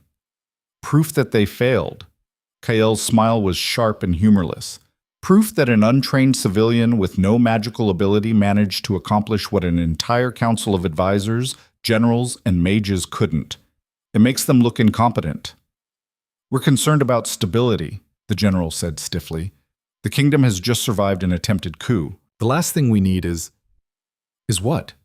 A woman who refused to stay in her place?" Lyria stood, ignoring the way her legs shook. "I'm not your problem. I never was. Saris Vale was your problem, and you let her operate for 8 months without question because she made your lives easier. The scholar bristled. That's not fair. Fair? Lyria's laugh was harsh. You want to talk about fair? I was supposed to die for treason I didn't commit because none of you bothered to investigate. I was supposed to be the perfect scapegoat while Saris consolidated power. The only reason I'm alive is because I refused to play along. She moved closer to the cluster of officials, and they actually stepped back, like she was dangerous, like she was something to fear. Good. Let them be afraid. So, here's what's going to happen, Lyria continued, her voice steady, despite the pain lancing through her ribs. I'm going to recover. Then I'm going to go home to my family and explain why our debts mysteriously vanished and our business opportunities suddenly reappeared. And if any of you try to stop me, if you try to keep me here as some kind of political prisoner, I will make your lives extremely difficult. Is that a threat? The general asked. It's a promise. Lyria smiled without warmth. I destroyed an ancient magical artifact and the woman wielding it. Do you really want to find out what else I'm capable of? More silence. Then the scholar inclined her head slightly. Not quite a bow, but acknowledgement. We'll take your concerns under advisement, she said carefully. You do that. The council members filed out, leaving Lyria alone with Kael. She waited until their footsteps faded before letting herself lean against the wall, legs finally giving out. Kael was there immediately, catching her before she could fall. That was stupid, he said, but his voice was warm, almost amused. Had to be done. Lyria let him support her weight, too tired to pretend she didn't need it. They were circling like vultures. Someone needed to remind them who actually won this fight. You shouldn't have had to fight at all. Maybe not. But I did, and I won, and they need to live with that. She looked up at him, at the face she'd seen in 2 different timelines wearing 2 different expressions. What happens now? Now? Kael helped her back to the cot, his movements gentle despite his strength. Now we figure out how to run a kingdom that's been operating under false pretenses for 8 months. We investigate which decisions were mine and which were Saris's. We rebuild trust with territories that may have been manipulated or alienated. That's a lot of we, Lyria interrupted. Kael paused, something vulnerable crossing his face. I'd like it to be. If you're willing. Willing to what? Stay at court? Play advisor to a king I refused in front of everyone? Willing to give us, a real chance, without manipulation or compulsion or predetermined outcomes. He sat beside her, careful not to jostle her injuries. I know what happened in your first timeline. I know I hurt you in ways I can't fully comprehend or apologize for. But that wasn't me. And this, he gestured between them, this could be different, could be real. Lyria's throat tightened. She wanted to say yes, wanted to believe in the possibility he was offering, but she'd believed before, in another life, and it had ended with a sword through her neck. I need time, she said quietly, time to heal, time to think, time to figure out who I am when I'm not just running from one crisis to the next. I can give you time. Kael's hand found hers again, that same gentle touch, as much as you need. And then if I decide I don't want this, don't want court life or politics or any of it, then I'll let you go. Simple. Honest. You're not my prisoner, Lyria. You never were, even when Saris tried to make you one. Whatever you choose, it's yours to choose. The weight of that, of genuine choice, genuine freedom, made her eyes burn. Thank you, she whispered. They sat in comfortable silence until another healer appeared, shooing Kael away with stern warnings about patient rest. He went with obvious reluctance, but he went. Lyria lay back down and stared at the stone ceiling, mind churning. She'd changed the timeline, saved Kael from Saris's control, survived when she should have died. But she hadn't thought past that moment, hadn't considered what came after the crisis ended. Now she had to. The next few days passed in a blur of recovery and revelation. Lyria's body healed slowly, the broken ribs knitting together with help from potions and careful magic. The internal damage from the artifact was slower, more unpredictable. Sometimes she felt normal. Other times she'd try to move and her body simply wouldn't respond, like the connection between intent and action had been severed. The healers said it would improve with time. They didn't sound certain. Meanwhile, the palace transformed around her. Kyle had ordered a full investigation into Ceres's activities, and the findings were damning. She'd manipulated dozens of decisions. Trade agreements that benefited her hidden allies, military deployments that weakened key defenses, appointments of officials loyal to her rather than the crown. The kingdom had been hemorrhaging power and resources for 8 months, and nobody had noticed until it was almost too late. "We found her journals," Kyle told Lyria one evening, sitting beside her cot with documents spread across his lap. Detailed records of every compulsion, every manipulation. She documented everything like it was a research project. "What did they say about me?" "That you were an unexpected variable. Someone she'd planned to neutralize through the mate bond, but when you refused, you became a threat." He flipped through pages, his expression darkening. "She tried to reset 3 times after you refused the dance. Each time, you made the same choice. She couldn't figure out why. Because some choices aren't about calculation," Lyria said. "They're about who you are at your core." Kyle looked up, something soft in his eyes. She never understood that. Thought everyone could be controlled if you just found the right leverage. "And you? What do you think?" "I think the strongest people are the ones who can't be bought or threatened or manipulated. The ones who know what they stand for and refuse to compromise it." His smile was slight, but genuine. "I think I'm looking at one right now." Lyria's cheeks warmed. "Flattery won't make me heal faster. Worth a try." More days passed. Lyria graduated from bedridden to walking short distances, then to leaving the underground vault entirely. The palace above had been cleaned and repaired, the damage from the attack erased like it had never happened. But the people remembered. Servants whispered as she passed. Courtiers stared. Guards nodded with something that looked almost like respect. The story had spread. The minor noble who'd refused a king uncovered a conspiracy and destroyed an enemy when the entire royal guard couldn't. She was famous, notorious, impossible to ignore, and apparently impossible to leave alone. Miss Voss. A young courtier caught her in the hallway, practically vibrating with nervous energy. "I just wanted to say, what you did was incredible. Standing up to the king, fighting Ceres, all of it.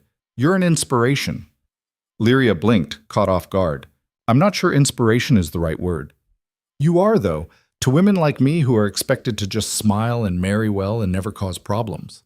The girl's eyes were bright with admiration. "You proved we can be more than that." She hurried away before Lyria could respond, leaving her standing in the corridor feeling distinctly uncomfortable. This kept happening. People approaching her with gratitude or admiration or questions about how she'd known about the compulsion, like she was some kind of hero instead of someone who'd just been trying to survive. "You're going to have to get used to it," Kyle said when she complained about it later. They were in his private study, a room she'd never been allowed to enter in her first life.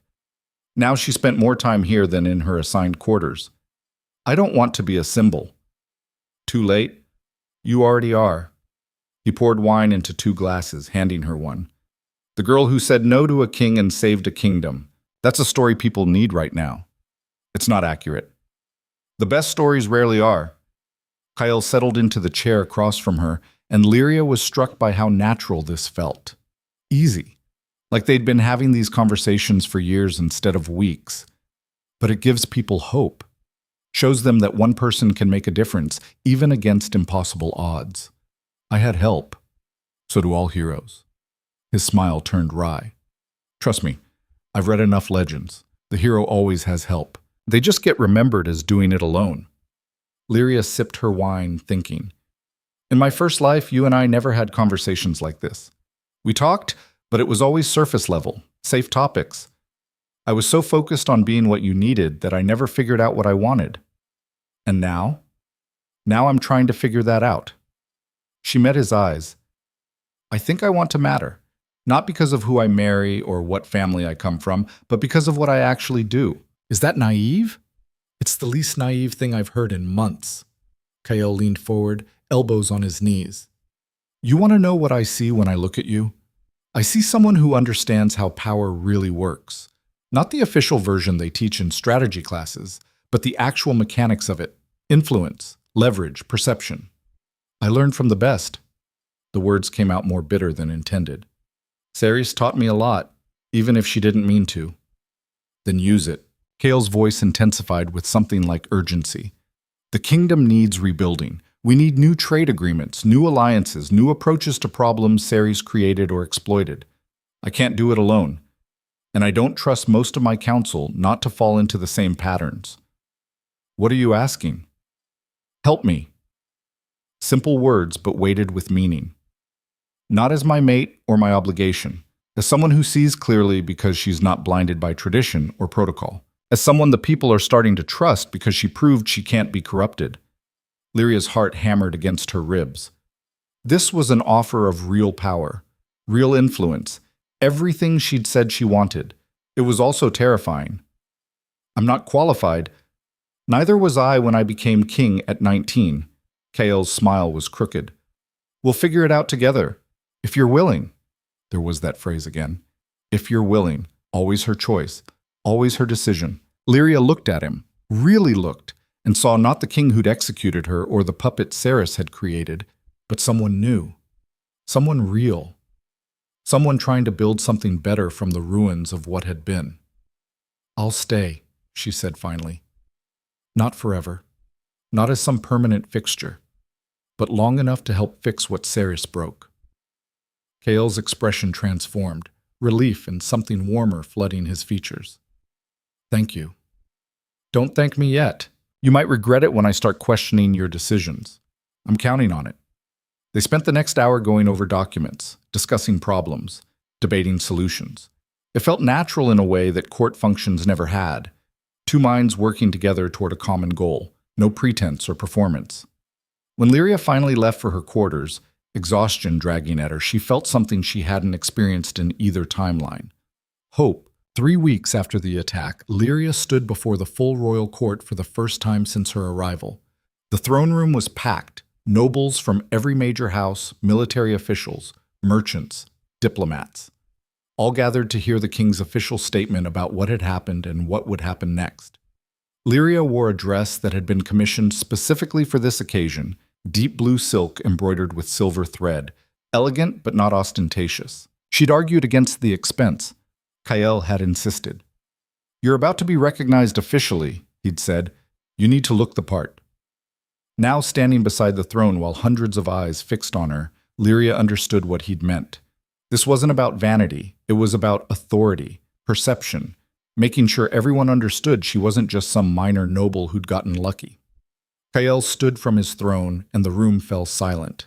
3 weeks ago, he began, his voice carrying to the far corners of the hall, this kingdom faced a threat unlike any in our history. Not an invading army or a natural disaster, but something more insidious. A trusted advisor who used magic to manipulate the crown itself. Murmurs rippled through the crowd. Everyone had heard rumors, but hearing it confirmed officially was different. Ceres Vale spent 8 months controlling my decisions, isolating me from loyal counsel, and systematically weakening our defenses. She would have succeeded if not for one person's courage and clarity. He turned to Lyria, and she felt the weight of his gaze along with everyone else's. Lyria Voss recognized the threat when no one else did. She risked her life, repeatedly, to expose the truth and break the compulsion that held me captive. She succeeded where trained soldiers and experienced mages failed. Kael extended his hand, and Lyria took it, letting him draw her forward. For her service to the crown and the kingdom, I'm establishing a new position, Royal Council for External Affairs. Miss Voss will serve as my primary advisor on matters of trade, diplomacy, and strategic planning. She will have full authority to negotiate on behalf of the crown and access to all relevant intelligence. The announcement landed like a stone in still water. Shock rippled outward, shock and, in some quarters, outrage. A nobleman near the front actually sputtered. Your Majesty, with all respect, Miss Voss has no formal training in... She has something better, Kael interrupted smoothly. She has perspective unclouded by politics or personal ambition. She sees problems clearly because she's not invested in maintaining broken systems. His voice hardened. This decision is final. Anyone who objects is welcome to challenge her competence directly. Nobody moved. Lyria squeezed Kael's hand slightly, a warning to dial back the aggression, and stepped forward on her own. I know most of you don't trust me, she said, pitching her voice to Carrie. I'm young, untitled beyond my family name, and I made my introduction to court by publicly refusing the king. Not exactly traditional credentials. A few nervous laughs. The tension eased slightly. But I'm also the one who noticed when something was wrong, who asked questions when everyone else was content with comfortable lies, who fought when fighting seemed impossible. She paused, meeting eyes throughout the crowd. I don't expect trust. I expect to earn it. Give me 6 months. If I haven't proven my value by then, I'll step aside voluntarily. The murmurs shifted from hostile to considering. 6 months was reasonable. And her willingness to be judged on results rather than demanding acceptance scored points. Very well, the scholar from the council said, inclining her head. 6 months, Miss Voss. We'll be watching. I'm counting on it. The ceremony continued with other announcements, new appointments to replace Ceres's allies, investigations into corrupted agreements, plans for strengthening magical defenses. But Lyria barely heard them. She'd done it. Claimed power not through marriage or birthright, but through capability and courage. It felt better than she'd imagined. When the court finally dismissed, Lyria found herself surrounded by well-wishers and skeptics in equal measure. She handled them with the same calm efficiency she'd learned from watching Ceres. Ironic that her enemy had taught her how to navigate these waters. Kael appeared at her elbow eventually, guiding her away from the crowd with practiced ease. You did well, he said quietly. I parroted your speech back at them with slight modifications. You made it yours. That's what matters. They walked through corridors toward the private wing, away from prying eyes. Are you sure about this? 6 months is a long commitment. Are you having second thoughts? Never. His hand found the small of her back, warm through silk. I just want to make sure you are. Lyria stopped walking, turning to face him fully. In my first life, I died without ever really living. I was so busy being what everyone else needed that I forgot to be myself. This time, she took a breath. This time, I want to matter. Actually matter, not just exist in someone else's story. You already do. Then let me prove it. She smiled, and it felt real, genuine. 6 months. If I fail, I fail. But at least I'll fail trying. Kael's expression softened into something tender and fierce all at once. You won't fail. Confident. Honest. He pulled her closer, mindful of her still healing injuries. I've seen you destroy magical conspiracies and face down hostile courts. 6 months of trade negotiations? You'll be bored within 3, Lyria laughed, surprised by the sound. When was the last time she'd laughed? Really laughed, not the careful social chuckle expected at court functions? She couldn't remember. Thank you, she said quietly, for giving me this chance. Thank you for taking it. Kael's thumb brushed her cheekbone, achingly gentle. And for saving my life, and my kingdom, and my sanity. Just returning the favor, you broke free of that compulsion when it mattered most. That saved both of us. They stood there in the empty corridor, close enough to kiss but not quite crossing that line. Not yet. There was still too much to rebuild, too much trust to earn back. But for the first time in 2 lifetimes, Lyria felt like maybe, just maybe, they had time to figure it out. The next morning, Lyria woke early and made her way to the council chambers. Her council chambers now, technically, though she shared them with Kael's other advisors. The work was already piling up, trade agreements to review, diplomatic correspondence to answer, reports on territories that had been neglected or exploited during Ceres's reign. It was overwhelming and exhausting and exactly what she needed. She dove in with single-minded focus, losing herself in numbers and negotiations and the complex puzzle of running a kingdom.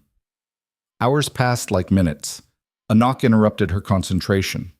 Come in, she called without looking up from a particularly dense contract proposal. Footsteps approached, then stopped. You actually meant it, a familiar voice said. Lyria's head snapped up. Her father stood in the doorway, looking older than she remembered and utterly bewildered. Father, she stood quickly, papers scattering. What are you doing here? The king summoned me, said you'd been appointed to some new position and wanted family present for... Tobias stopped, staring at her like she was a stranger. Is it true? Are you really the king's new advisor? Royal Council for External Affairs, Lyria corrected. And yes, it's true. Her father moved into the room slowly, taking in the organized chaos of documents, maps, reports. How did this happen? Last I heard, you were being held as a guest after refusing the king's attention. Now It's complicated. So explain it. He sat down heavily, looking exhausted. Your mother's been worried sick. Mira won't stop asking questions I can't answer. And the creditors, all our debts, Lyria. They're just gone. Paid in full with interest. What's happening? Lyria poured him wine, expensive stuff from Kael's private stores, and sat across from him. Then she explained. Not everything. Some truths were too strange to share. But enough. The attack, Ceres's conspiracy, the role Lyria had played in stopping it. Tobias listened in stunned silence. You could have been killed, he said when she finished. I was almost killed, several times. Lyria sipped her own wine. But I wasn't. And now I'm here, in a position to actually help our family instead of just being sold to save it. Her father flinched. That's not fair. It's accurate. She kept her voice level. You were going to push me toward the king because we needed his resources. I understand that. Desperate people do desperate things, but now we have another option, which is? I work. I prove myself valuable. And our family benefits from my position instead of my marriage. Lyria leaned forward. I'm not angry, Father. Not anymore. I just want us to build something better than what we had before. Tobias was quiet for a long moment, studying her face like he was seeing her for the first time. You've changed, he said finally. You're, harder. Sharper. I grew up. Fast and violently, but he didn't need those details. Your mother won't like this. She had hopes of grandchildren, a good match. She'll have to adjust her hopes. Lyria smiled slightly. Tell her I'm happy. Tell her I'm doing work that matters. That's more than most people get. Her father left an hour later, still looking bewildered, but marginally less worried. Lyria returned to her documents, but found herself staring at nothing, mind wandering. She'd done it, carved out a space for herself, claimed power on her own terms. In her first life, she died forgotten. A footnote in Kael's story. A tragic mistake swept under expensive rugs. This time, she'd be remembered, not as someone's wife or victim or mistake, as herself. The work consumed her. Lyria spent her first month as royal counsel buried in documents that revealed just how thoroughly Ceres had corrupted the kingdom's foundations. Trade agreements that funneled resources to shell companies, military deployments that left critical borders exposed, tax structures that bled the lower territories dry while enriching a select few. It was worse than she'd imagined, and she'd imagined it pretty bad. This contract with the Eastern merchants, she said one evening, dropping a thick folder on Kael's desk with enough force to make him look up. Did you actually read it before signing? I don't remember signing it at all. Of course you don't, because Ceres signed it in your name. Lyria flipped to the relevant page. We've been selling iron ore at 30% below market value for 6 months, to a company that doesn't actually exist. The money's been disappearing into accounts we can't trace. Kael's jaw tightened. Add it to the list. The list was getting long. 23 major agreements that needed renegotiation, 47 suspicious financial transactions, dozens of appointments that had to be reviewed and likely reversed. The kingdom was hemorrhaging money, trust, and stability, and they had 6 months to fix it. We need to prioritize, Lyria said, pulling up a chair and spreading documents across his desk. We can't tackle everything at once. What's most critical? Kael studied the papers, then looked at her. Your honest assessment. Not what you think I want to hear. What actually needs to happen first. Lyria appreciated that, the way he constantly pushed her to speak freely, to trust her own judgment. It was so different from her first life, where every word had been carefully measured for his approval. The military deployments, she said without hesitation. If our borders are as exposed as these reports suggest, we're vulnerable to actual invasion. Everything else is worthless if we can't defend ourselves. Agreed. What else? The tax structure. The lower territories are on the verge of revolt. They've been shouldering an unfair burden while the wealthy avoided accountability. We need to rebalance that before we have a civil war. That'll make me unpopular with the noble houses. You're already unpopular with half of them for appointing me. Might as well do something useful while they're angry. Kale's smile was quick and genuine. Fair point. What's third? They worked through the night, building a framework for recovery. It was exhausting and frustrating, and occasionally they argued about approach or priority. But they were real arguments, honest disagreements between equals, rather than a subject trying to placate her king. Lyria had forgotten what it felt like to be genuinely challenged instead of just managed. As dawn broke over the palace, painting everything gold, Kael leaned back and rubbed his eyes. We need a drink, he announced. We need sleep. Sleep is for people who don't have kingdoms falling apart. He stood, moving to a cabinet and pulling out a bottle of something that looked expensive and probably was. One drink, then sleep. Lyria accepted the glass he poured, too tired to argue. The liquor burned going down, smooth fire that spread warmth through her chest. Thank you, Kael said quietly. For this. For staying. For caring about problems that aren't technically yours. They became mine the moment I accepted the position. Still, you could have walked away, taken your family's restored fortunes and disappeared somewhere safe. No one would have blamed you. I would have blamed me. Lyria swirled the liquid in her glass, watching it catch the early light. I died once without making a difference. I won't do it again. You keep saying that. I died once. Kael's gaze was searching. Do you really remember it? The execution? Every detail. The words came out rougher than intended. The cold stone. The chains. Your face when you looked at me like I was a stranger. The sword falling. She took another drink. I remember all of it. I'm sorry. Don't be. That version of you was a puppet. This version broke free. She met his eyes. That's what matters. They finished their drinks in comfortable silence. Then Kael walked her to her quarters, pausing at the door. The bond still hasn't activated, he said, and Lyria heard the question underneath. No, it hasn't. Do you want it to? Lyria considered the question honestly. The mate bond would cement their connection, make certain things easier politically, but it would also tie her to him in ways that couldn't be undone. Ask me again in 6 months, she said finally, when I've proven I can stand on my own. When we both know this partnership works without magical compulsion. Kael nodded slowly. 6 months. I can wait. He left her at her door and Lyria collapsed into bed, still wearing her work clothes, too exhausted to care. She dreamed of swords and second chances and woke feeling oddly peaceful. The real test came 3 months into her appointment. A delegation from the Northern Territories arrived demanding explanation for why their trade agreements had been suddenly canceled.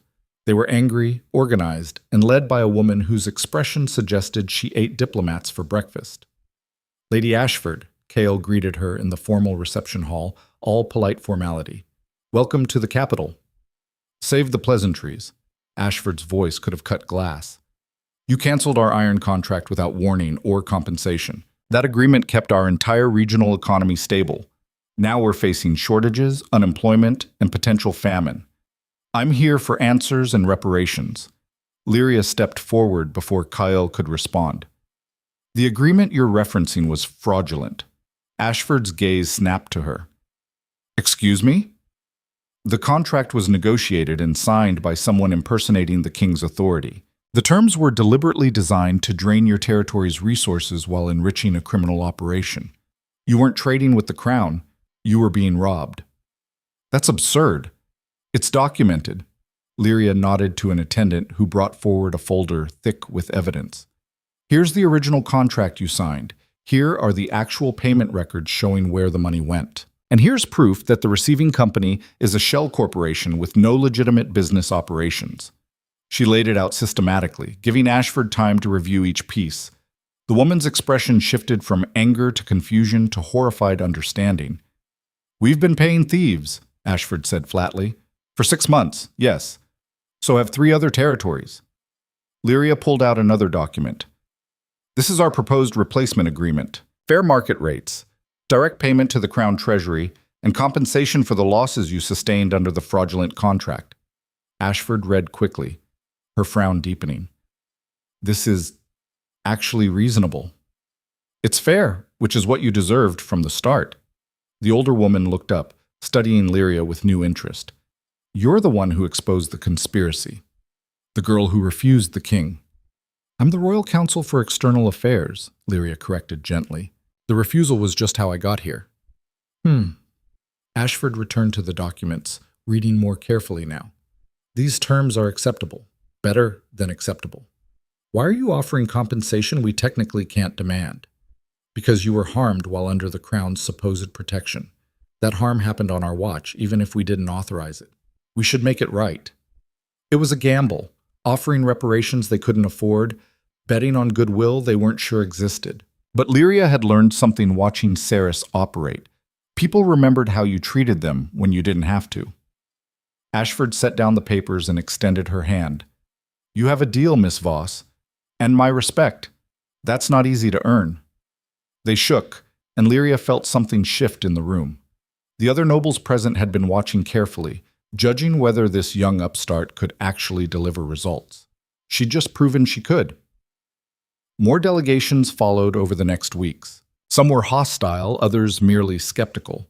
Lyria handled them all with the same approach: honesty about what had gone wrong, fairness in making it right, and an absolute refusal to make promises she couldn't keep. It worked more often than it didn't. You're making me look bad, Kael teased one evening after she'd successfully negotiated a difficult timber contract. I'm supposed to be the one people fear and respect. You're stealing my thunder. Please, you're terrifying. I'm just organized. You're terrifying in a completely different way. He poured wine, a ritual they'd fallen into after long work sessions. People expect me to be powerful. They don't expect you to be this competent. It catches them off guard. Good. I'd rather be underestimated and effective than overestimated and useless. They developed a rhythm, working separately during the day, coming together in the evenings to compare progress and argue strategy. It was professional and productive and increasingly felt like something more. Lyria tried not to think about that too hard. The 4-month mark brought a crisis that tested everything they'd built. A border territory declared independence, citing the chaos of Ceres's reign as proof the crown couldn't provide stable governance. They had support from neighboring kingdoms who saw opportunity in a fractured realm. The council wanted military intervention, immediate and overwhelming. Crush them, the general advocated in an emergency session. Make an example. Show the other territories what happens when they defy the crown. That's exactly the wrong approach, Lyria countered, and felt every eye in the room turn to her. We don't have the resources for a prolonged military campaign, and more importantly, they're not wrong. The crown did fail them. Ceres's corruption hit the border territories hardest because they were furthest from oversight. So you'd just let them leave? The general's voice dripped with scorn. Let the kingdom fragment because fixing our mistakes is hard. I'd address their legitimate grievances and show them the crown is worth staying loyal to. Lyria pulled out reports she'd been preparing for weeks. There are 3 main complaints: unfair taxation, inadequate military protection, and no voice in central policy. We can fix all of that. In what timeline? The scholar asked. Policy reform takes years, or 6 months if you're desperate enough. Lyria spread her documents across the table. We reduce their tax burden immediately. We redeploy troops to strengthen their borders instead of clustering them near the capital, and we grant them a permanent seat on the external council with actual voting power. The room erupted in protest. You can't give them a council seat. That sets a precedent. We can't. Every territory will demand the same.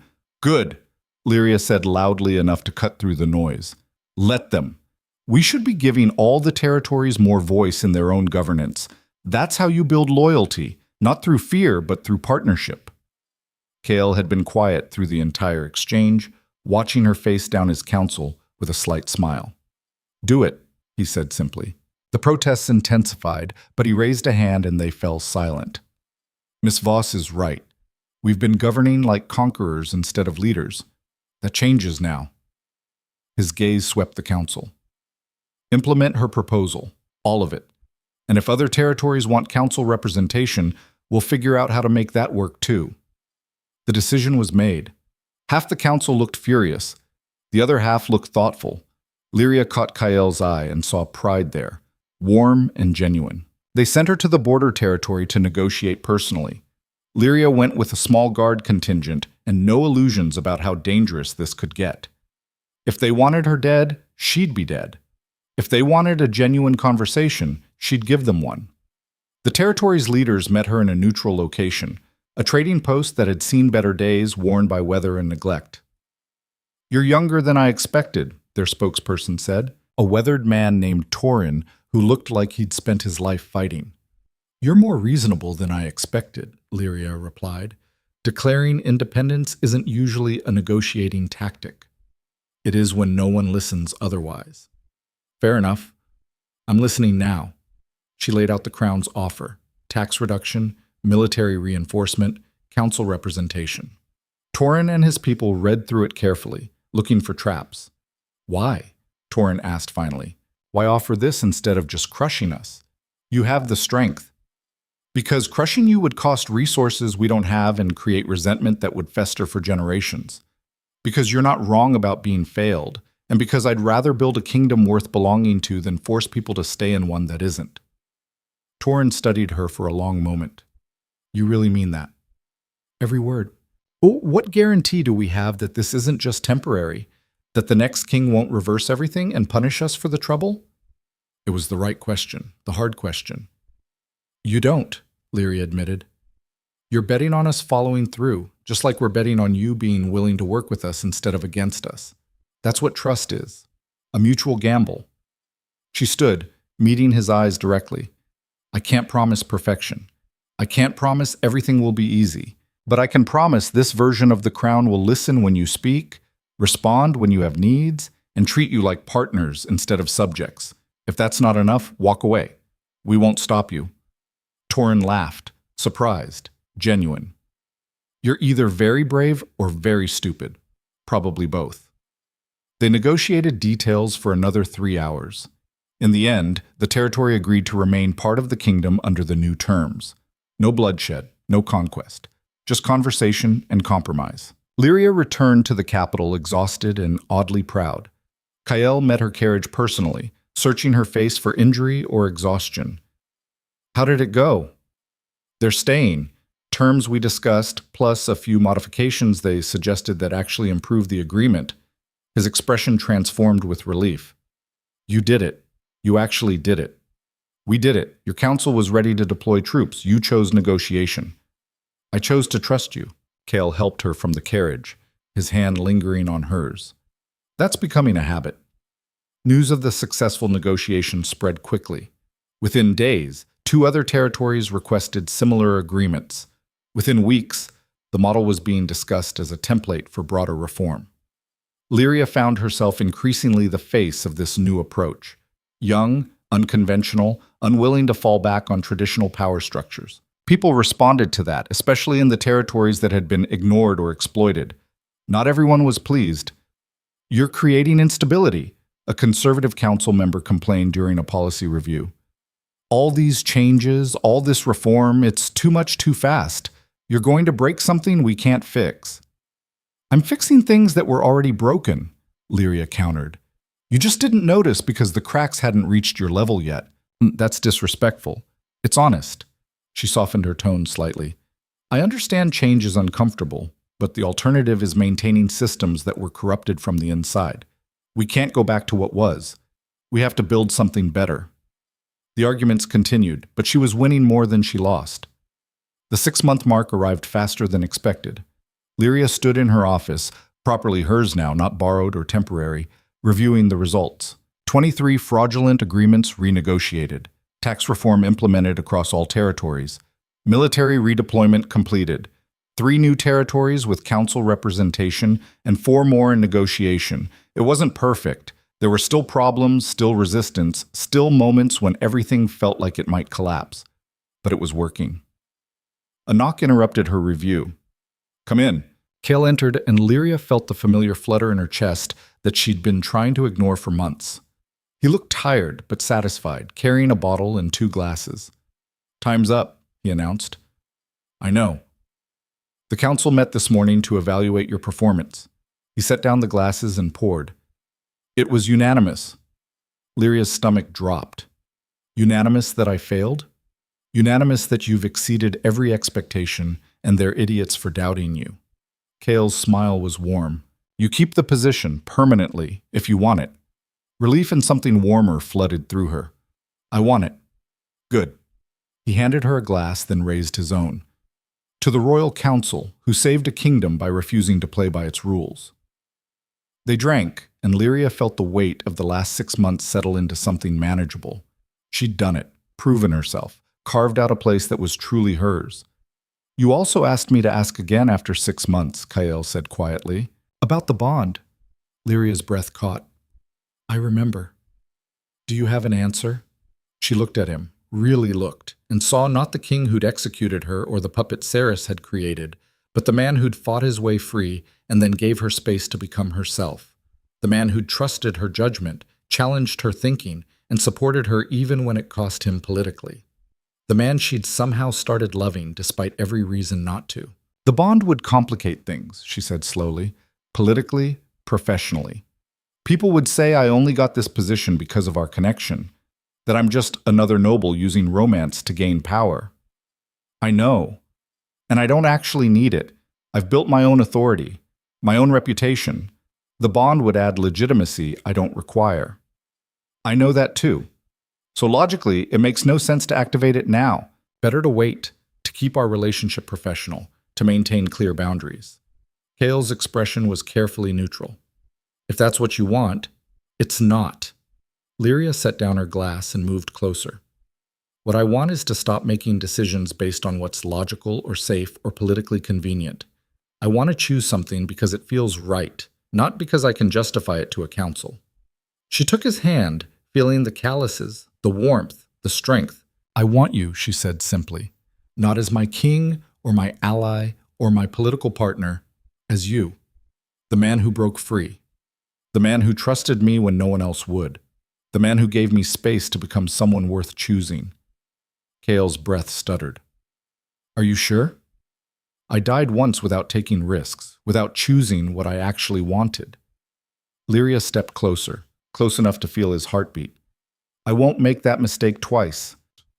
He kissed her then, soft and careful and achingly gentle, like she might break.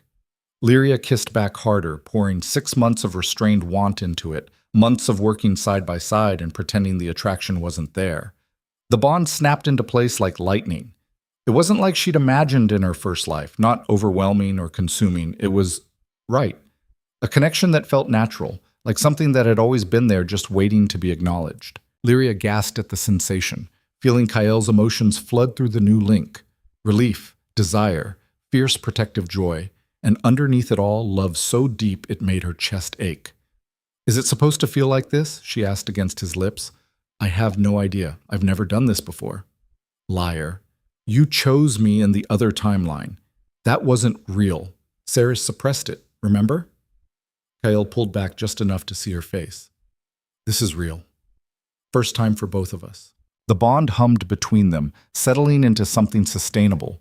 Lyria could feel him there, present but not intrusive, a comfort rather than a cage. I love you, Kael said quietly. I've been trying not to. Trying to give you space, but I do. Completely. Inconveniently. Inconvenient is right. Do you have any idea how much paperwork this is going to create? He laughed, pulling her closer. Worth it. They stayed like that for a long time, just holding each other while the bond solidified and the kingdom continued spinning outside their private moment. Eventually, reality intruded. We'll have to announce it, Lyria said. The bond. People will be able to sense it. Let them. Kael's voice was firm. You've proven yourself a dozen times over. Anyone who questions your position now is willfully blind. Some will anyway. Then we'll handle them together. He kissed her forehead. That's what equals do. The announcement came 2 days later in a formal court session that felt surreal after so many informal working sessions. Kael stood before the assembled court, Lyria beside him, and declared the mate bond officially activated. The room erupted in whispers, some approving, some scandalized, all surprised. I know this raises questions, Kael said, his voice cutting through the noise, about bias, about propriety, about whether Miss Voss earned her position or merely charmed her way into it. The whispers intensified. "Let me be clear," he continued. "Lyria Voss has accomplished more in 6 months than most advisors manage in years. She's renegotiated fraudulent contracts, prevented a civil war, and rebuilt trust with territories that were on the verge of revolt. She did all of that before the bond activated. Her competence is not in question." He turned to Lyria, and she felt the bond pulse with warmth. "What is different now is that I no longer have to pretend I'm not in love with the woman who saved my kingdom and my sanity. That I can acknowledge publicly what I've known privately for months." His smile was slight but genuine. "That seems like honesty worth embracing." The court was silent, processing. Then Lady Ashford stood from her seat in the territorial section. "I've worked with Miss Voss personally," she said, her voice carrying clearly. "She negotiated fairly when she could have crushed us. She listened when she could have dictated. And she delivered results when most of you—" Her gaze swept the noble section. "Were still arguing about protocol." She inclined her head toward Lyria. "You have my support. And the northern territories. The bond changes nothing about your competence." Other territorial representatives stood, echoing the sentiment. Not all of them. There were still skeptics and traditionalists who'd never accept a jumped-up minor noble in a position of power. But enough. More than enough. The council scholar rose last, and Lyria braced for opposition. Instead, the woman smiled. "6 months ago, I doubted you," she admitted. "I thought youth and inexperience would lead to disaster. I was wrong. You've proven that fresh perspective and genuine integrity can accomplish what decades of tradition could not." She inclined her head. "You have my respect, Miss Voss. That's not conditional on romantic entanglements." The session continued with other business, but Lyria barely heard it. She'd expected resistance, maybe even open hostility. Instead, she'd received acknowledgement. It felt better than any bond could. That night, lying in Kael's quarters, properly theirs now, no pretense, Lyria stared at the ceiling and tried to process everything that had changed. "What are you thinking?" Kael asked, fingers tracing patterns on her shoulder. "That this is real. That I actually did it. That in my first life I died forgotten, and now I'm—" She stopped, throat tight. "Now you're remembered," Kael finished. "As yourself. Not as my mate, or my mistake, or anything except Lyria Voss. The woman who refused to stay in her assigned place and built something better instead. It sounds arrogant when you say it like that. It sounds accurate." He pulled her closer. "You changed everything, Lyria. Not just for me, but for the entire kingdom. The territories have more voice. The corrupt systems are being dismantled. People believe the crown can be something other than a distant authority demanding obedience. We're not done yet. There's still so much to fix. And we'll fix it. Together." The bond hummed with certainty. "But tonight, can we just enjoy the fact that we're both alive, both free, and both exactly where we want to be?" Lyria smiled against his chest. "When did you become the optimist?" "When you showed me what's possible when someone refuses to accept limitations." They fell asleep tangled together, the bond a warm presence connecting them even in dreams. 6 months became a year. Then 2. The reforms continued, expanding and evolving. More territories gained council representation. Trade routes reopened. Military deployments stabilized the borders without the need for conquest. It wasn't perfect. There were setbacks and scandals and moments when old tensions flared. But they handled it together, Lyria and Kael, balanced between idealism and pragmatism, constantly pushing each other toward better solutions. People called it the New Accord. A government built on partnership rather than domination, on listening rather than dictating. Lyria called it exhausting and necessary and worth every sleepless night. On the 2nd anniversary of Ceres's defeat, Kael surprised her with a private ceremony in the palace gardens. "What's this?" Lyria asked, finding the space transformed with flowers and candles. "A wedding," Kael said simply. "If you want one. We're already mated, already partners in everything that matters. But I thought you might want the formal acknowledgement." Lyria's throat tightened. In her first life, she'd never had a wedding. Ceres had made sure of that, keeping them in a perpetual state of unofficial attachment, maintaining control. This time, she could choose. "Yes," she said. "I want this." The ceremony was small, just family and close allies. Mira served as witness, looking radically different from the frightened girl Lyria remembered.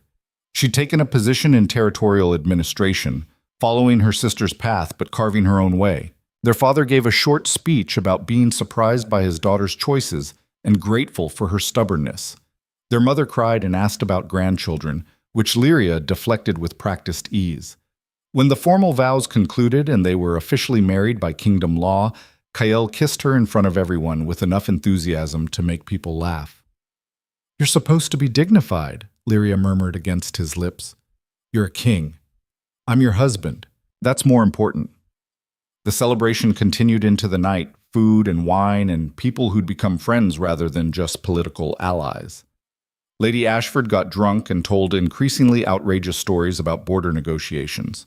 The council scholar debated policy with Mira until both were laughing too hard to continue. It felt real in a way court functions never had. Later, much later, Lyria stood on the balcony overlooking the capital. The city sprawled below, lights flickering in windows, lives being lived in relative peace. Kyle joined her, wrapping an arm around her waist. "Thinking about the other timeline?" he asked. "Always." Lyria leaned into him, wondering what that version of me would think of all this. "What do you think she'd think?" "That it was worth it. The fear, the fighting, the risk of everything falling apart." Lyria turned to face him fully. "I died swearing I'd never love you again. And here I am, married to you, running your kingdom, happier than I ever imagined possible." "Our kingdom," Kyle corrected. "You run it as much as I do." "Our kingdom, then." She kissed him softly. "I think she'd be proud. That version of me who died forgotten. I think she'd be glad one of us got it right."